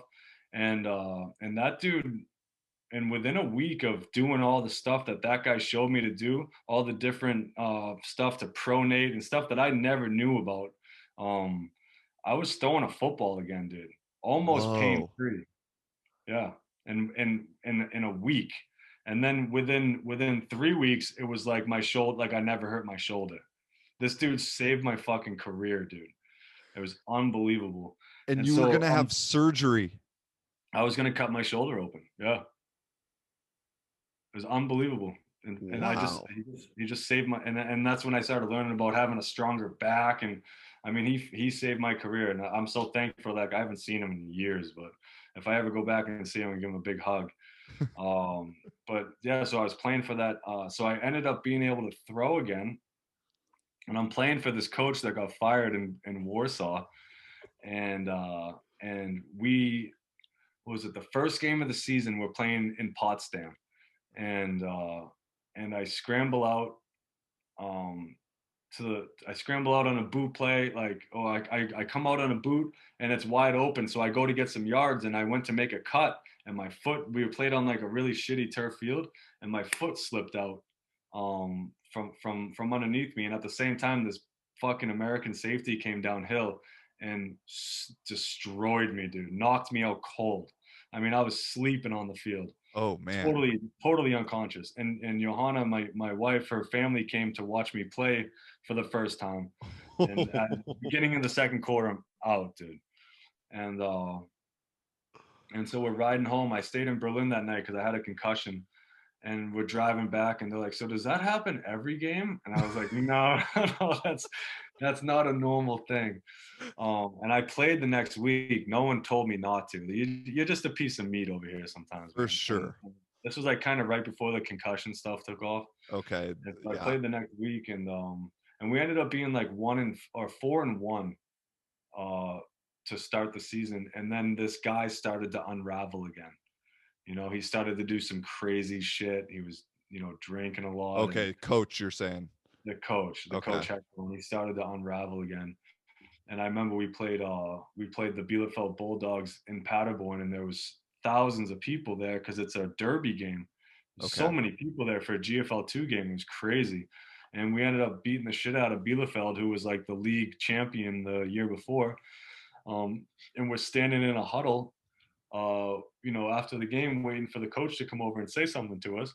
And the coach is nowhere to be found. And we're like, where the fuck is this guy? He's already at the beer truck drinking, dude. And ended up like, I don't know what happened, but he got his ass fired again, man. Whoa. And so we played with no coach for was it 5, 9? The next 8 games we played with no coach. It was fucking crazy. And then I think How'd you guys do? we could have won the league that year. We had a great team, man. Yeah, so I moved to Paderborn. I was living with this kid Bert Smith Jr. and he's a great dude, man. And that's when we both ran out of we both had no money, dude. We barely survived that week. But we had Bert, we had Phil Gamble, we had Daryl Gamble, who was played in the NFL. Phil. Phil's brother. Phil Gamble played in Marshall. Phil's one of my best friends, man. He's a stud. Okay. Phil. He That name he played sounds in really Hildesheim. familiar. Played in Hildesheim for years. Played with Shazan. Okay. Okay. Okay. Hildesheim. And yeah, we had a great team, man. But we had nothing. We had no leadership, no coaching, and we ended up just kind of falling apart. It was really really sad because we were the most talented team, and uh, and we lost to Hildesheim. Um, and Hildesheim ended up winning the GFL2 that year and moving up to the first league. And after that year, my wife, my now wife, is an architect, and she wanted to do her master's in architecture, and she was looking at a school in Hanover. And I'm looking at the map, and I'm like looking for teams around Hanover. I go, fuck, dude, Hildesheim is like 20 minutes from Hanover. But I'm like, there's no way that this quarterback's not coming back for after they just won the championship and moved up. There's no way. And I don't know how the universe works, bro. I'm sitting in Paderborn.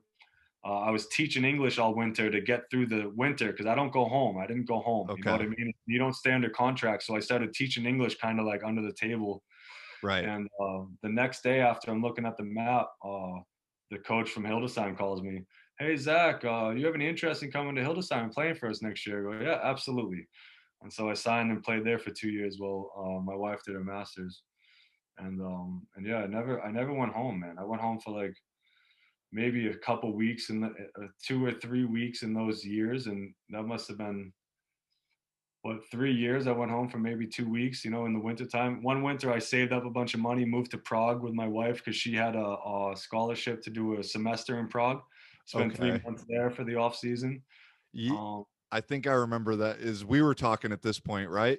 yep. Yeah. Yeah. Yeah. Yeah. No, no, no, no. That was right Oh. before. Okay. Right Okay. before.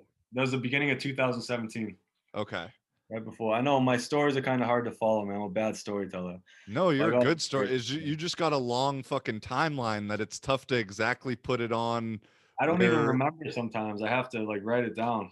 for sure. No, I mean, this is a good one. I mean, dude, this is I could write a book about some of the shit that happened between Poland and that playing for that other coach, bro. There's so much stuff that I can't even think about, dude. That was just so crazy, man.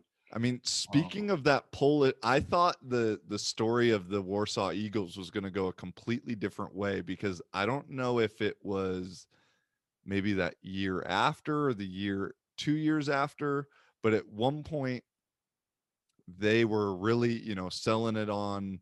the year before I got there, they had that big Polish championship, and there was like 25 or 30,000 people at that stadium in Warsaw, and Yeah. that's why I was like, all right, dude, I'm going because I was balling.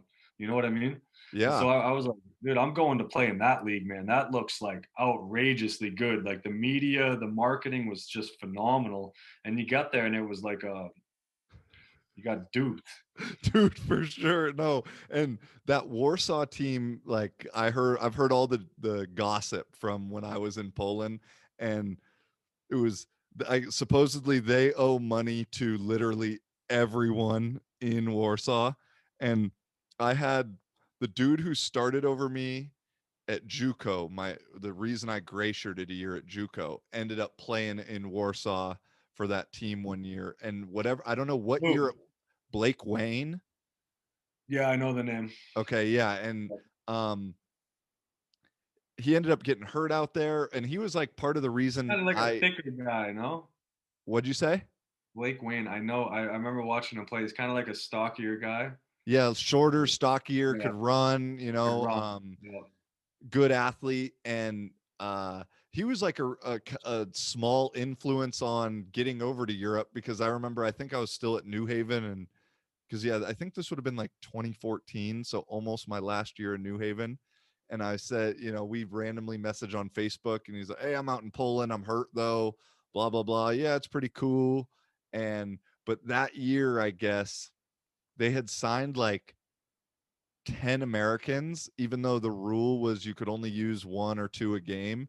And so, Mhm. depending on the week who they were going to play, they'd use a different combination of imports. And then, Yeah, that was a year after I left that season because they had Clarence Anderson, who was a really good receiver, kick returner. They had Blake, and they had two other guys, but they could only pick like certain guys per like yeah, it was so stupid. yeah. And then Yeah. on top of that, there was, I think the coaches, it was what, Dan Levy um, and so a big reason I know about this whole thing is, you know who Travis Brody is? From where? I don't know what he's from. He had like the growth of the game football camps. He, Where in Poland? no, he was based out of Brussels, but he was also doing the whole No. I don't know. But anyway, his whole thing, he was like an agent that got Levy and these dudes the gig in Poland for some absurd contract, or from what I'd heard, like crazy money. Yeah. And I had heard all of this from my Gdynia guys, and um, at a certain point in the year, the team just ran out of money, and so they stopped paying the coach and the assistant coaches and everybody, Yeah. and so then they're trying to get, I mean, all this like bureaucracy or agent talk in Euro football is just so comical to me, because it's like So no one has any meaningless. fucking clue what they're doing, and Yeah. and so the coaches are trying to talk to the agent and this Travis Brody guy who, like, in my I opinion, in remember my when all this experience, went down. is completely full of shit, and this story proves it a little bit. And and so the coaches are trying to talk to him, Brody, about getting the money from the team, and he's kind of stringing them along and stringing them along, and then finally was just like, yeah, they're not going to pay.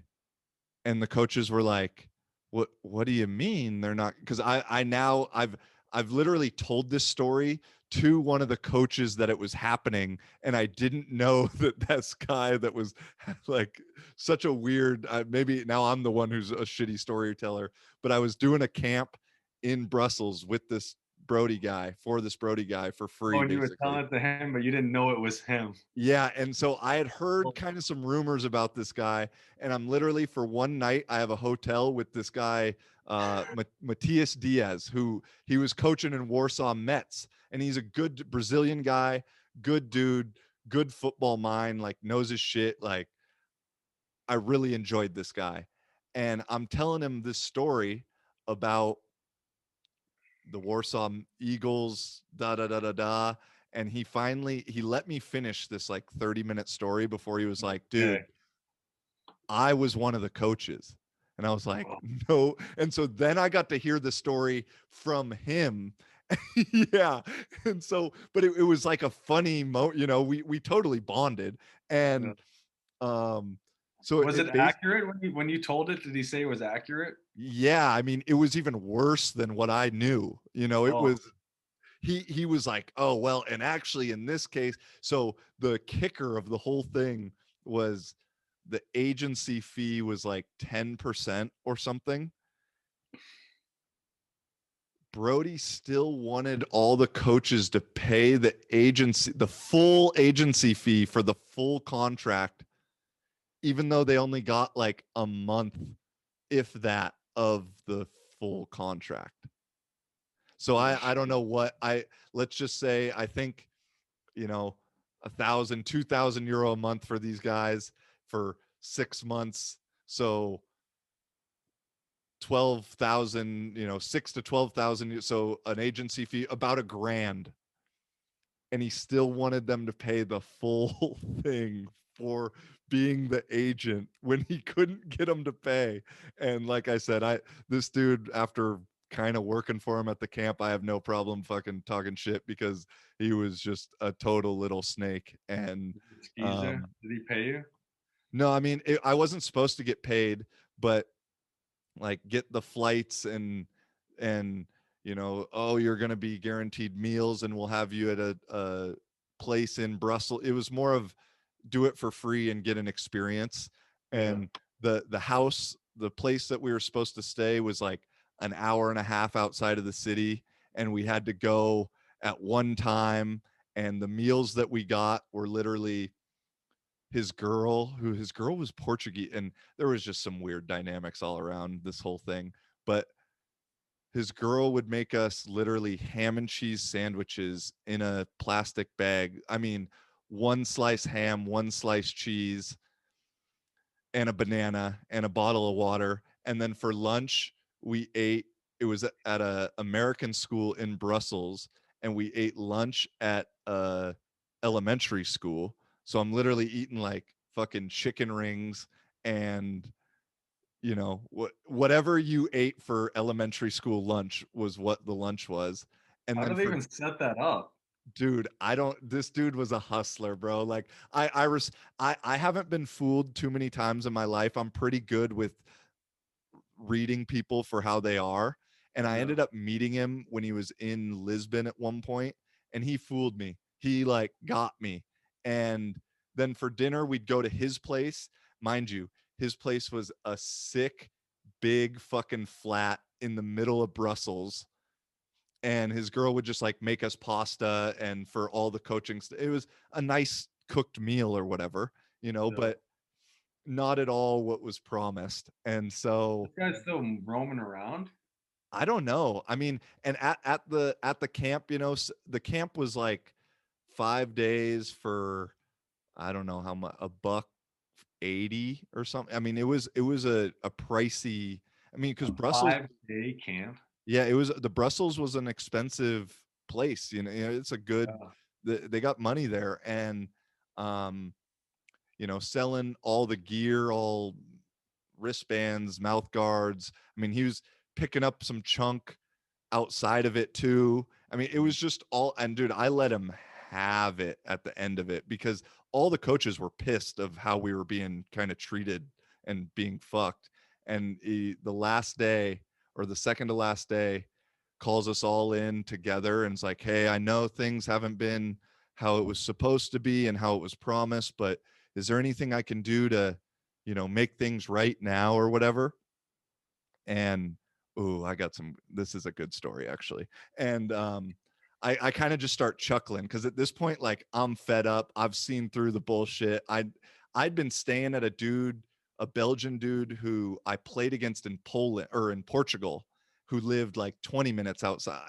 It ended up being a cool weekend for me. I got to meet this family and whatever, but I start chuckling in the meeting, and he's like, "What's so funny?" I'm like, "Bro, it's too late now. Like, we're all leaving in 16 hours, like we're all gone. Like, it's cool, it's nice of you to think you're trying to make it happen." And he's like, "What?" Like, he didn't expect that because all the like Euro coaches that were there, were trying to build their resumes, and I was the only like player kind of coach there, and I didn't need that shit. I was doing it for a week in Brussels. And um I was like, I just got to say, like, I've never felt more exploited as a human being in my fucking life than this week. It was like, you have the chance to really make an impact on some people's lives, and like, you got a good thing going, and you're doing it. I can see you're doing it only for the money. And Yeah. so I go, after the, oh, this is the key. You'll love this one. I said, after tomorrow, I go, I never want my name to come out of your mouth, because I don't want anyone to ever think I was associated with you in any way, shape, or form, Wow. in front of all the coaches and shit. And I mean, there's Dagger. guys like, holy shit, who is this guy? Like, but also hyped on me for saying it. And he's kind of trying to talk around it. And I'm kind of starting to get like, I'm not raising my voice, but I'm just speaking. And he's like, oh, no, we need to calm down. We need to calm down. And I'm no like gangster or nothing, but I, whatever. And I was like, dude, I'm calm. Like, if you knew I was not calm, it would be different, like, I'm very calm right now. And I said, my final like kind of kicker was like, I was like, maybe you think you can take advantage of all these dudes because they want to work on their resume and they need this thing. I go, you ain't taking advantage of me, bro. And I mean, the Good. look was, I mean, and then so then the next day he has to drive us all to the airport and drive us all to the train station. And there's this German dude who was there who, I mean, was really going through some shit with, I think, like, just got divorced, like custody battles, had no money, was there really, I think now he's actually doing well as a coach in Germany. I'm not going to Where? name his name or You know who it anything. was? Uh, what? Oh, you don't know? Do you know his name or no? I do, but I don't I want to don't put care. him out. I don't I'll care. because Yeah. he was a really nice dude, and so I don't want to. And the story will kind of put him on blast in a way. And we're going to the airport or train station, and this dude's train left at whatever noon, we'll say, and Travis was hella late the whole morning about leaving, and the dude's like worried about it. He's like, "Hey, we need to leave. I need to be there." We run into traffic on the way to this thing. And I mean, it's obvious we're not getting there. This dude, I'm sitting in the back seat of a Jeep or whatever, three guys I'm right next to him. This dude starts just breaking down, bawling, because he's like, dude, I have no money. I have no way. He goes, I have to get back for work by tomorrow or else I'm going to get fired. I have no money. My kid, the wife, the kid thing. I mean, this dude was in a crisis in his life. And I mean, he's Wow. right next to me, just bawling, bro. And so I'm like, I got to be the guy. I'm like, bro, it's gonna be all right. And Travis, oh no, it's gonna be fine. It's gonna be fine. We can figure it out or whatever. And we can get a flight if we need to. He looks up flights. Flights are like $900. Good. Pay it. Yeah. Pay I'm it, buddy. I'm smiling so big inside, as he's looking it up. It's like $900 for like a 2-hour flight from Brussels to Germany. And Good. we end up, they go in the train station, and they end up getting the next train. um he missed the one train, but for no charge they let him get on the next train or whatever. And Travis comes back, gets in the car, he's like, yeah, he's like, it's all good. He got on the next train, and even better, It's like, all good. we he goes, we didn't even have to pay for anything. And and the dude in the front, the Spanish guy who was kind of like sucking Travis's dick the whole time, and was finally like, dude, it's not about the money in that case. Did you see the guy in the back seat? Like, it's like, dude. And Oh. so So you that you didn't really know any of these guys. You were just kind of there. I didn't know none of, and I wasn't staying with them because I stayed with like the kind of he's a homie now, but I didn't know any of these dudes really. Oh, And so, I mean, they all they all but there's a fucked lot with, of those guys. There's a what'd you lot of say? those guys. There's a Oh lot of yeah, those I mean, guys. they all fucked with me afterwards because I said what they all wanted to say, Yeah. and yeah, damn, I haven't. I haven't recapped that. I hadn't even thought about that story in a while, but it all just like when you said Warsaw Eagles, I was like, ding, ding, ding. I've seen it a lot, man. I've been over here for like 10 years, dude. I see a lot of people around this like that's why me and Zimmerman, man, we run a passing academy, but we charge like almost nothing for it. Yeah. You know what I mean? It's like, dude, we just want to make kids better at football. We keep it very small groups. I mean, we haven't been able to do. We've only had one so far. We had like six other ones planned, but then the lockdowns hit. But dude, we don't allow like I think 25 is the most we'll take on, like Okay. because we don't want. It's not about getting 80 guys there paying 75 euros each. It's like 25 is even probably too much. Right. You know what I mean? Six Right. six quarterbacks is as much as I'm willing to coach at one time. Exactly. Anything Yeah. You can't. anything other than that, I'm not helping you. For sure. You Yeah. know? Yeah. You're just putting them through drills and maybe Yeah. correcting one thing here and there. And no, dude, I was ready to leave that camp after day one because I was also supposed to coach quarterbacks there. And then the running back coach doesn't show up. And so Travis had played quarterback at some point. I think he played for the Drax like early 2000s, or he played quarterback. So he said, "Hey, do you mind coaching running backs and I can do quarterbacks or whatever?" And I'm like, "Yeah, sure, whatever, you know." Sucks, bro. And That sucks. so but my little group of running backs were cool as fuck, and they loved me, and so after I would have been out day one because I mean I had no investment or anything there, you know, it wasn't like I was waiting for a check or anything. Where were you living at the time? This was I had just finished the season in Poland. Let me see. I had just finished my first season in Poland.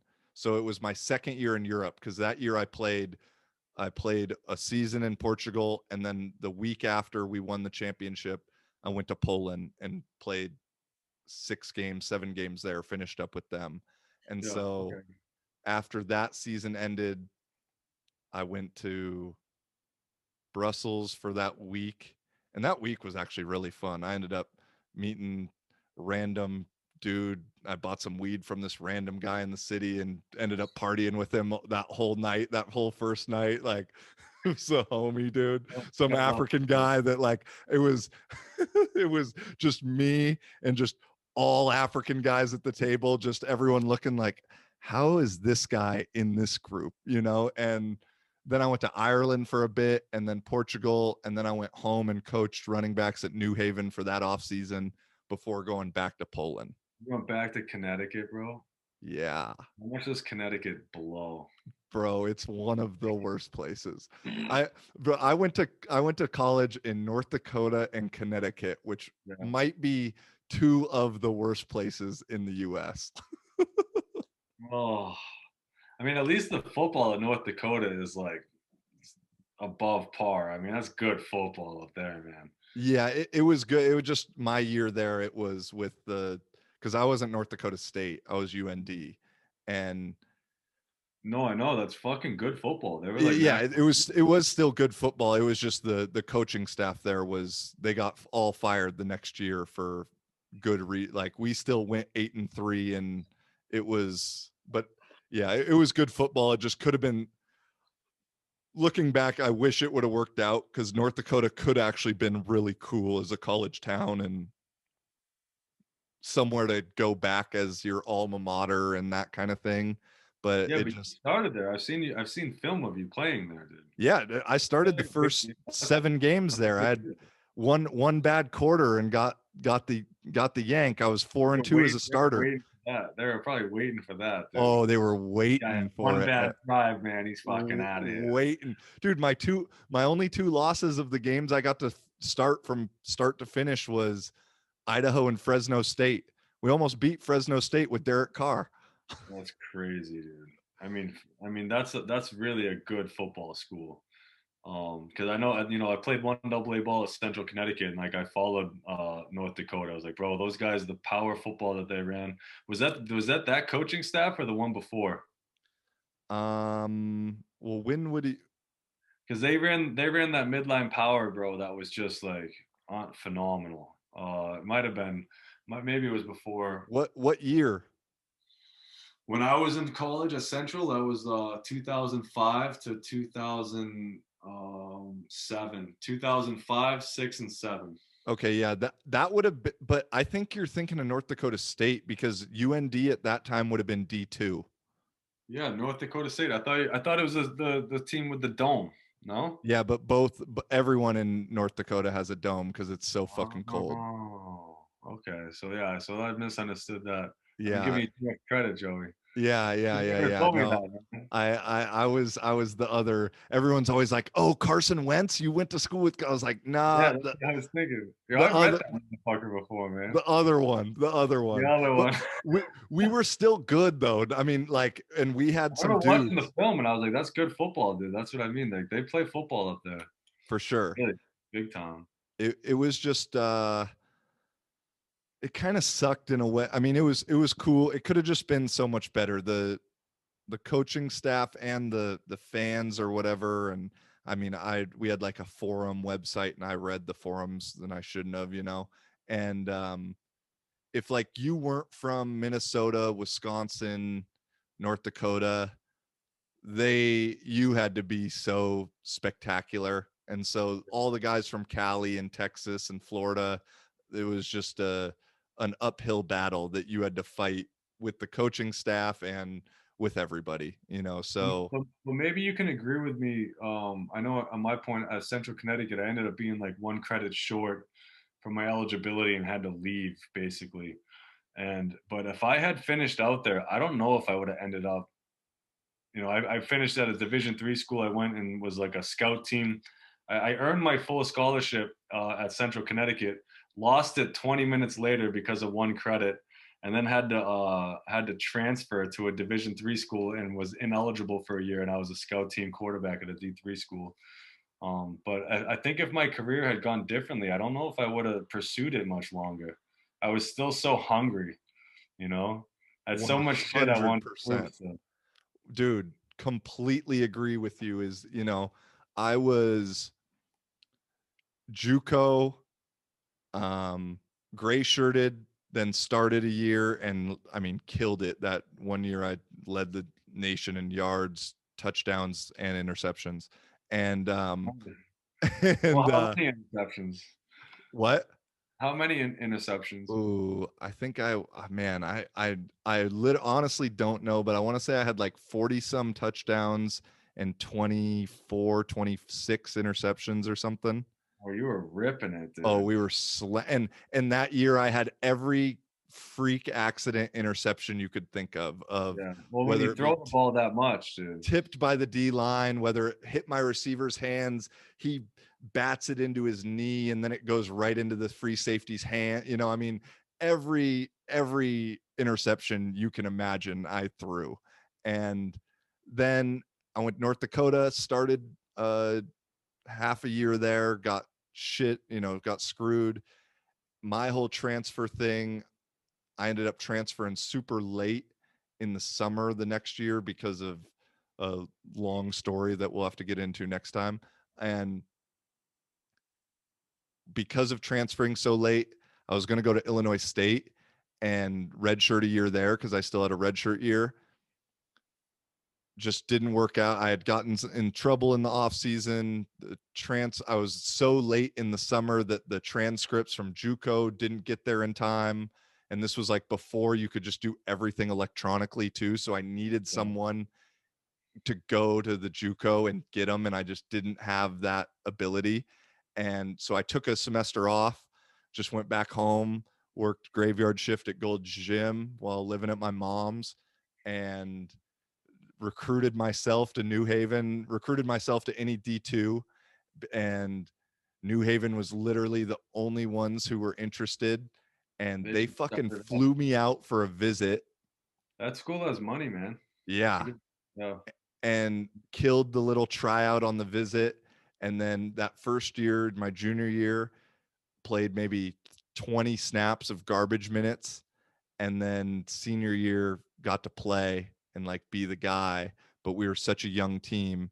And so in those 6 years, I got to really play 3.5 or no, 2.5 of them. You're And lucky. I only so, got to play one, dude. I played 5 years of college football. I started for my senior year. damn, Yeah, it was brutal, dude. damn. Uh, but No, here and we are. yeah, no, but exactly. It's like that's the you said it in the very beginning of the idea that the storms and the shit, because man, as you I'm sure can relate, those were some storms, and I was not very happy a majority of my college life because it revolved solely around On football. You know, football. Yeah, that was identity, that was everything.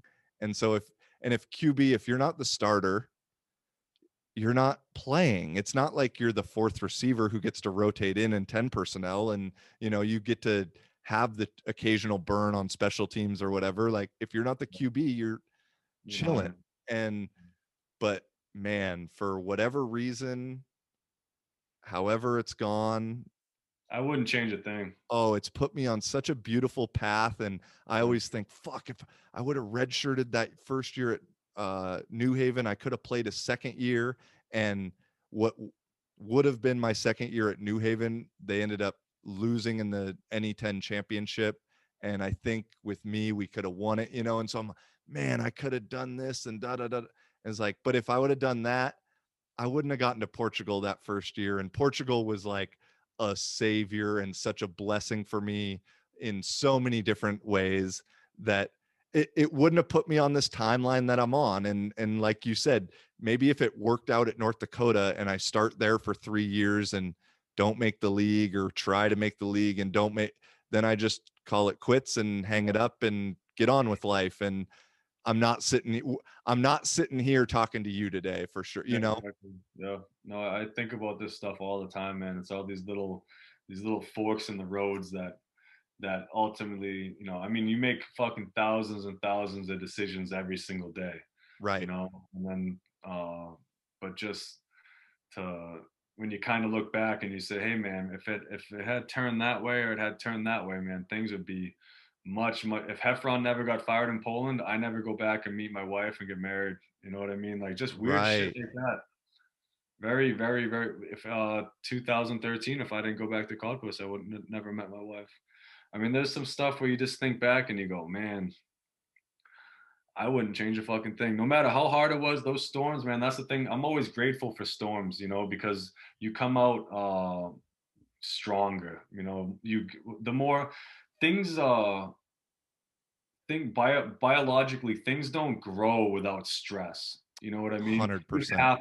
have to endure stress. You have to get through stress. You have to learn how to have the correct tools to deal with life, dude. Because honestly, dude, it just gets harder and harder and harder and harder. It doesn't get any easier, and then you fucking die. Yeah. Yeah. Seriously, and And and, then and that's whatever you like, believe. I even have a hard time nowadays, like I realize at times where I'm like, all right, I'm in a really good moment in my life right now. Like I'm really happy, but I always have that feeling, don't get satisfied, man, because something's coming, dude. Something's coming that you haven't thought of, And For sure. but it took a long time to get that way, because you always get a little, like you said, you get into that good mode, you know, and you don't really see that it's creeping up, man. You're slowing down while this thing's speeding up, and then it bumps into you, and so I don't know. I have such a crazy outlook on life right now, man. Especially sitting in that jail cell was a fucking wake up call, dude. I was like, I'm 34, man. I'm having a kid, dude. I've been a crazy fuck my whole life. It's got to stop, man. It's I got to stop. I drank too much that day because I was feeling sorry for myself. Right. And I said, I'm not doing it anymore, man. I wake up every morning fucking fired up, Joey. I wake up, man, I fucking grab my boy, I go in the kitchen, I put that coffee on the fucking stove, man, and I'm fired up, dude, every single day. I had a long ass day today, man. I had worked out all morning, had to go to another part of the city to pick up fucking a set of tires for my buddy who's moving that doesn't have time to do it himself. And then, I had to go help my youth kid fucking move his stuff from his dad's house to his mom's house. And I'm driving back and I'm like, fuck, dude. I told Joey I was going to do that thing with him. I go, I don't have to do it tonight. And I said, you know what? I fucking said I'm going to do it. So I'm doing Yeah. it. Yeah. And I'm glad because like I said, I didn't know we for sure were doing it or not because it was kind of okay. I was like, oh, Yeah. I maybe. told you And I'm a little spontaneous, dude. yeah. But And so, I'm fired up every fucking day, Joey. I'm so fired up, man. I don't want to, especially it took me a while to, watching my father die was tough, man. He died on my couch, bro. He didn't want to go to the hospital. He was a tough bastard, man. Yeah, we just sat there and we just watched him for a few days until eventually he stopped breathing. But he was 71 at the time. He was older. But he wasn't ready to go, dude. He loved life so much. You know what I mean? He just wanted to see what the next chapter was. He for was always sure. like, "Let's keep going." He lost all his money when I was like 12. I remember we had one Christmas. I came downstairs. We had no money, dude. He just got divorced from my mother. We're losing our house, and we used to have a lot of money when I was like 0 to 10 or something. We had money, Okay. and then he lost everything and we had no money one Christmas, and I knew it. And I was only like 12, and he came down, and he's still like wrapping like a basketball or a couple of things he could scrap up. And I remember years later, we used to have some really deep talks and philosophy about life and talk about all sorts of crazy shit. I said, Dad, I said, how did you not fucking hang yourself when you had two kids, you're fucking getting divorced, you lost everything you ever worked for, you had nothing, dude. How the fuck did you get through that? And he was like, dude, well, he didn't say dude, he was a very well-spoken guy. He said I would only live 10 seconds ahead and 10 seconds behind. He said I wouldn't allow my mind to travel to those other areas because it would become too much. He would just take care of what was in front of him, and then just moving forward, And it took me so long to reflect, and I think it was, after that jail cell and going through that hard time where I was like, I get it, dude. It's not about, and just like you said about being the victim and all that stuff at the beginning, it's not about uh having pity parties and saying it should have gone this way, it should have gone that way. Yeah, man, shit fucking happens, dude. How are you gonna react? Right. What are you gonna do to fucking go forward and keep moving? Because if you're not moving, you're standing still, and if you're standing still, you're dead in the water. Yeah. Yeah. Exactly. And my other I love is like if you're coasting, it means you're going fucking downhill. Yeah, If you're not pedaling and you're just riding the bike, like and you're moving, you're going downhill. And man, there's so many things like what you just said on so many different levels. To start to very back is the same way that when you're in the good times and know that uh, the bad time the non-good times are creeping up on you. It's like you got to have that same mindset when you're in the bad times and knowing, yo, dude, at some point it's the script is going to flip and we're going to get back to that like so-called good time kind of moment. And dude, with the dad thing is I'm at a place right now where my dad is he just turned 78 and um, has had some issues throughout the last maybe 10 years or so, but is doing well now. And, but also, I know from other friends, it's in the future at some point. And, he has some stuff. He might have to get a surgery on his like brain stem coming up soon. He's actually going back to where my mom lives to the one doctor in the States that does this. I forget what exactly is wrong with him, but the one doctor that can do it is in my hometown. And so, um, but same, he's 78. He still has a musical instrument store in St. Louis that he goes to and works at like he fucking loves that stuff and doesn't, he'll never retire because he likes he likes doing stuff. And, um, but when I had a moment maybe last week or two, because his birthday was Christmas Eve. but we didn't talk. I mean, he's 78, so with technology, he's terrible. And so he got a new phone. And so getting WhatsApp, he has like 4 different Facebook accounts because he forgets the password and has to create a new one. And trying to get a hold of him, I didn't get a hold of him for like a month after his birthday. And I kind of also knew there was probably maybe something he didn't want to talk about or something that he didn't kind of reach out to me also. And we finally talked, and he talked about the kind of brain head thing where occasionally loses some balance and some other shit. And it just really got me thinking. And man, I was sitting here the other day with this chick that, not a girlfriend or anything, but is the a girl I can talk to here in Finland. And man, we kind of started talking about it. And dude, I just broke down. And I'm like, because I was like, I know that there's only so much time, it is what it is. And like you, man, I don't really want to go back. There's no desire in me to go. There's nothing there for me besides my parents, and I would much rather try and get them to come visit. If I'm going to go back for 2 weeks, I'd rather them come over here. And oh shit, you still there? Yeah, I can see. Okay.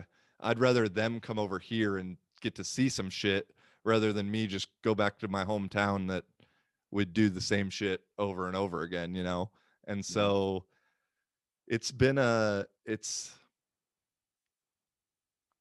been interesting because I know that it's imminent. And I mean, obviously, like debt, we're all gonna fucking die. Um, but the story you say about your dad with the 2 kids, no money, divorced, is literally my dad's story from his previous marriage with my 2 half brothers. Yeah. And the way he explains it also of I didn't know what I didn't know what the fuck to do. He said at one point he was so broke he flew back in from some business trip and had his car at like the rent-a-car place or at the parking garage and had no money to pay the people where the car was staying. And so he just drove up to the guy and was like, "Hey man, I'm in a bad spot. Like I need a solid right now. I need you to open up that gate and let me fucking drive out of here, bro." And he said, "Luckily the guy did because I had no option, like I couldn't pull a penny out of I had nothing." And so Yeah. um it's cool to share stories like, those are hard stories, but it's always nice to hear He's that. gonna be all right, man. You know, when my father got sick, I was in Cottbus, and we still had like five. We were on the summer break, and I left for 3 weeks to go home and see him, and I knew we were gonna get relegated and go down to the third league. There was nothing I could do to Okay. save these guys. I mean, and I went home, and he was really sick, and he wasn't himself, and he was such a strong guy, and I'd never seen him like that before, Right.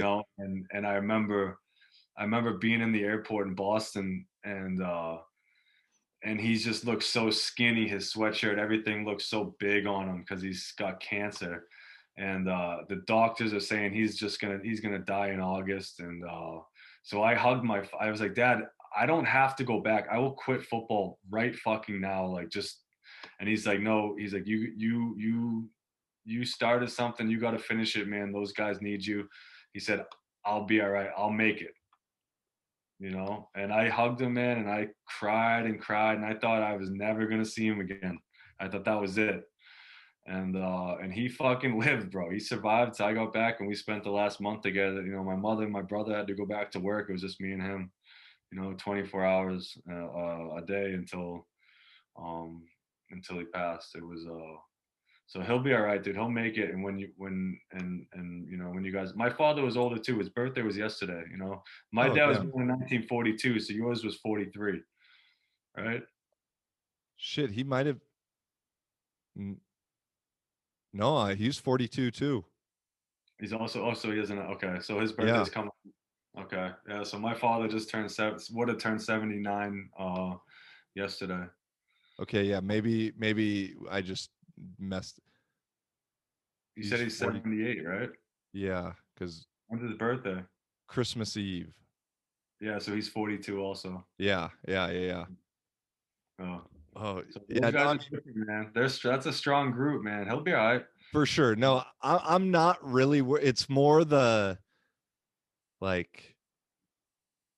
It was just kind of a like accumulation because it's Yeah. probably the first time I'd ever really thought about it. You know. Yeah, and also when you think you're tough and you hold everything in, man, and then after a while, like you gotta let it out, dude. You need to take a little. You need to. It's like shaking up a Coke bottle, dude. You gotta loosen the cap a little bit, or the thing's gonna explode, and you're not gonna know why or who you do it on.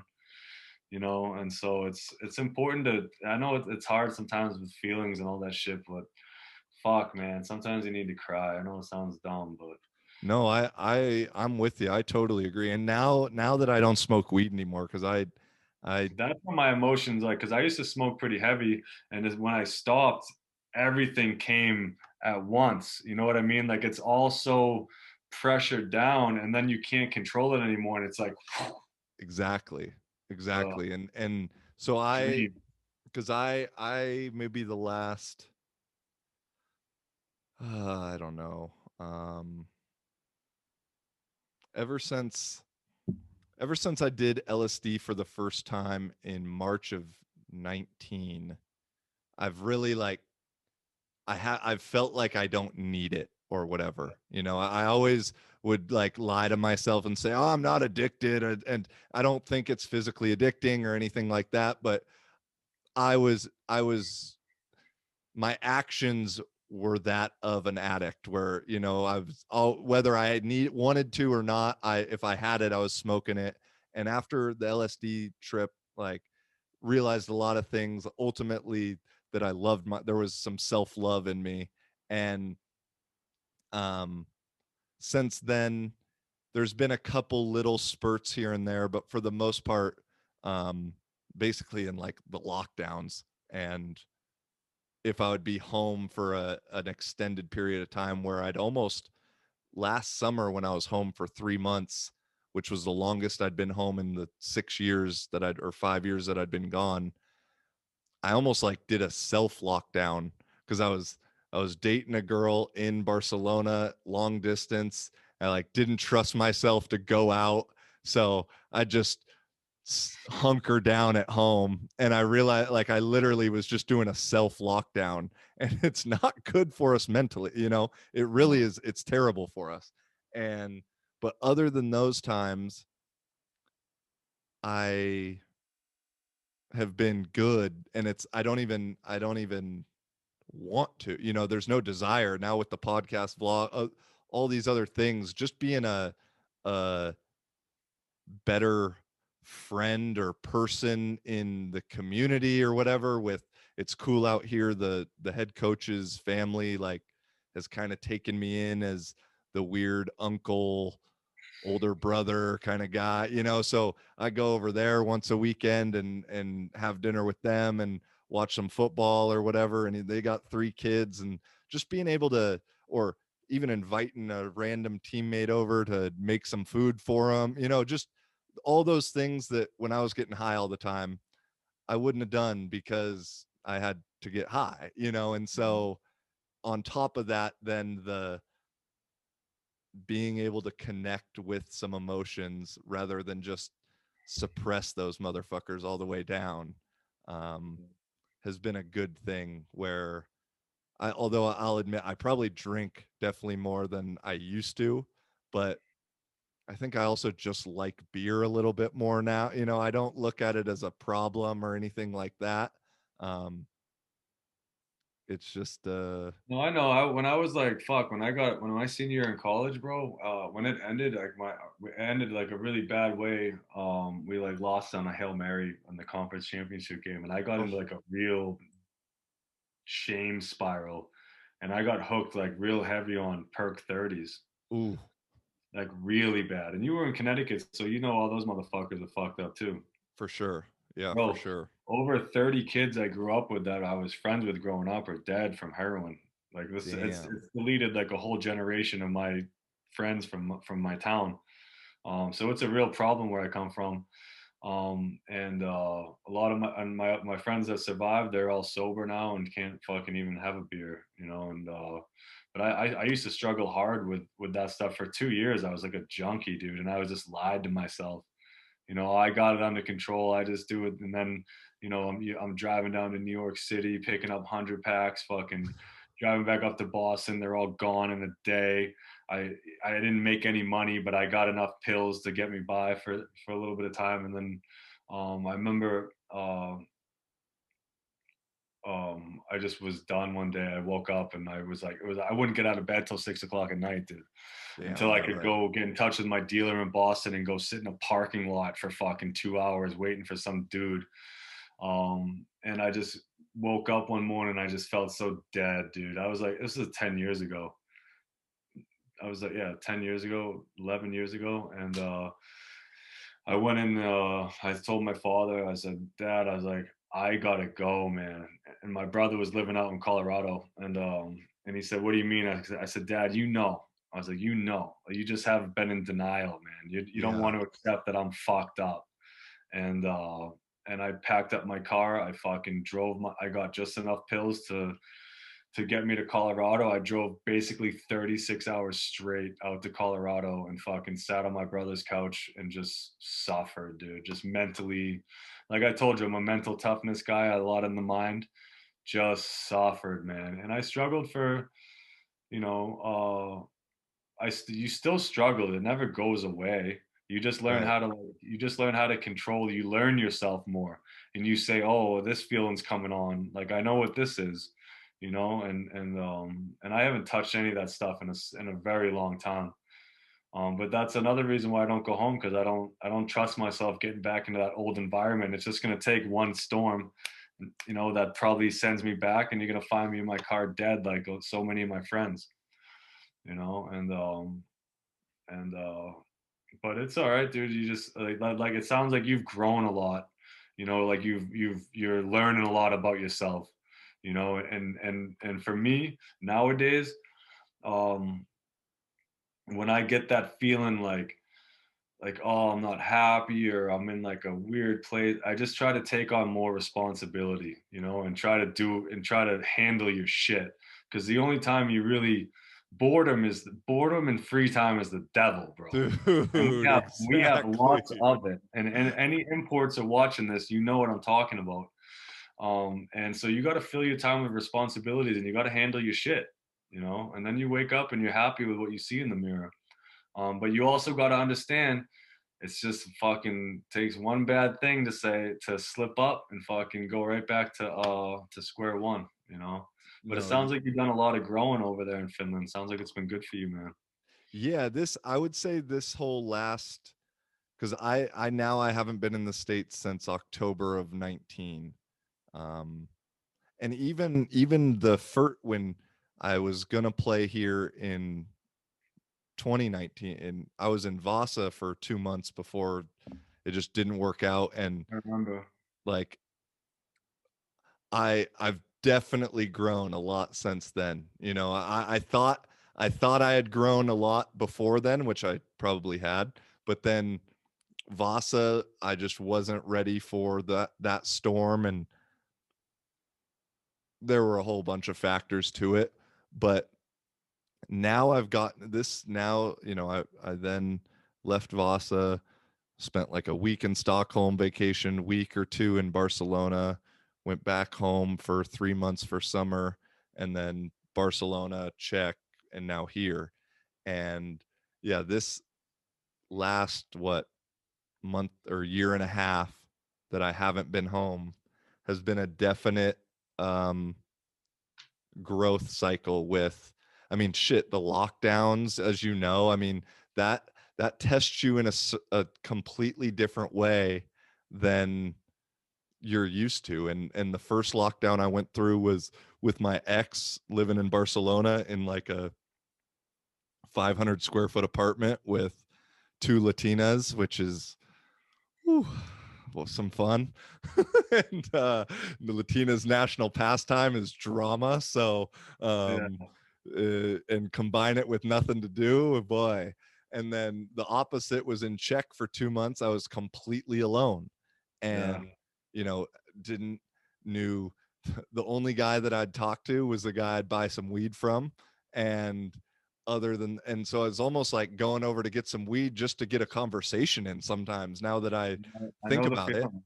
Yeah. And so now it's kind of through both of those ups and downs, and because both in Czech and Barcelona there were some fucking awesome times, with whether it be ball or just off the field life, and some cool connections made, where I really viewed Finland this time around like the I mean, it's always a test. Everything's a test, but this is kind of the all right, let's see how much we've really grown, motherfucker, and then also I have the test from the football thing, cuz I know there's probably some Finnish people or whatever talking shit from me leaving before, and so I got some a chip on my shoulder with like playing wise.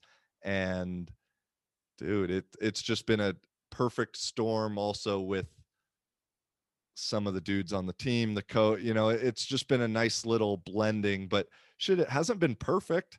But I feel, as you said, the growth, I'm at a place mentally where I've realized, yo, whatever happens, I'm gonna be good. Yeah. Even if I'm not good in the moment, I know that, as you said, eventually that next cycle's coming. Mhm. And um and so whether it's good or bad, fuck, enjoy the good ones and really take them in. And the thing you said about your dad with the 10 seconds past 10 second, basically live in the moment. I Yeah. mean, I've really been, that's been like that was my 2020 focus. I'm not a resolutions guy, but that was kind of my mental thing. And you know I'll be out here walking in a snowstorm, and I haven't been in the snow in a while since Poland, but North Dakota really, or Connecticut too. And I used to hate walking in the snowstorms. I mean, snow just hitting your eyes, can't really see.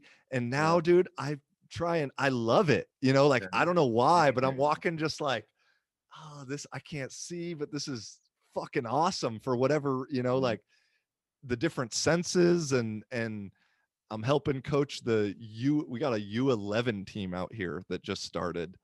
And kids wearing pads for the first time last Saturday, and got a couple girls on the team that are into it, and just seeing that excitement. And I can't really coach too much cuz their English isn't great yet, but just You being able being to, there means a lot, man. yeah, and just being able to enjoy, like, they give me as much laughter and shit that I can give them in tips of football, whatever I can give.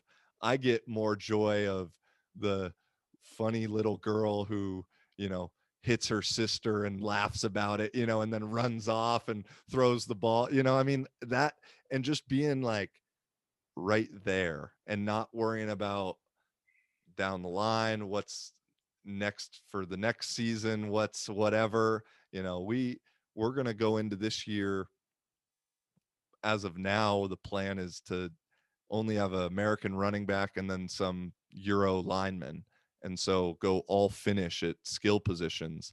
And a few of the guys are really good, but unproven, or haven't finished a full season, whether it be injury or they get an import or whatever. And so, dude, part of the reason I left Vasa was shit. I had like two Euro import receivers that I didn't feel like I could make it work with them. And Yeah. so I was thinking, oh shit, how am I gonna do? But I'm just not worried. Like I said, I trust me. I know, like, I'm gonna make it right. You know, Yeah, look at that, man. You're older, dude, and it's like no matter if they get mad or frustrated, man, just always put your arm around the guys and say, "Hey, man, we got this, man. You know, I yeah. know you're frustrated. I'm frustrated, but fuck it, we'll figure it out, dude." You know, and it sounds like you're in a really fucking good place. I'm excited to watch you play this year, man. Really. I'm excited too. We're doing some fun things on offense too, of going a little bit away from some RPO stuff, a little more play action, like still shotgun, but some play action and formational motion, just some good stuff that I probably, if I was just QBOC, I couldn't do on my own just because of game planning and getting in the moment and, you know, trying to keep it simple, but being able to manage and control it once it's called has been pretty cool. So I'm excited too, bro. It's going to be fun. Good, man. Well, let's have another one of these talks soon. I got to go over and be a father. Speaking of Yeah, for sure. I know responsibility. we almost hit 3 hours. I'm gonna have to somehow compress this file, I think, because I don't know what the limit on YouTube is, but we Yeah, might have reached it. we'll find some stuff that we probably need to take out. But hey, no, For man, sure, really bro. fucking good talk, man. Really sounds like you're in a good place, man. Like doing some soul searching over there, and you're gonna fucking. I have a good feeling about you this year, dude. So you just keep trucking, keep chopping wood, man. You're gonna be all right. Appreciate it, bro. Yeah, Likewise, and I man. Good to appreciate finally you. fucking look at each other and talk. Yeah, I know. Not just through the text, you know. Yeah, It is wild. I was thinking, like, damn, we just we've known each other for 4 years now, but yeah, never even really seen each other speak, which is yeah. wild. So, Yeah, hey, I got a guest room out my new flat, man. So anytime you want to come out, you let me know. I got you. all right, word. Yeah, likewise, man. I think we'll make it happen. Appreciate the stories, appreciate the honesty, appreciate you, authenticity, all that shit, man. It Yeah. couldn't. It was great. Right back at you, brother. We talk soon, right, man? Alrighty, man. Take care. Much All love. right.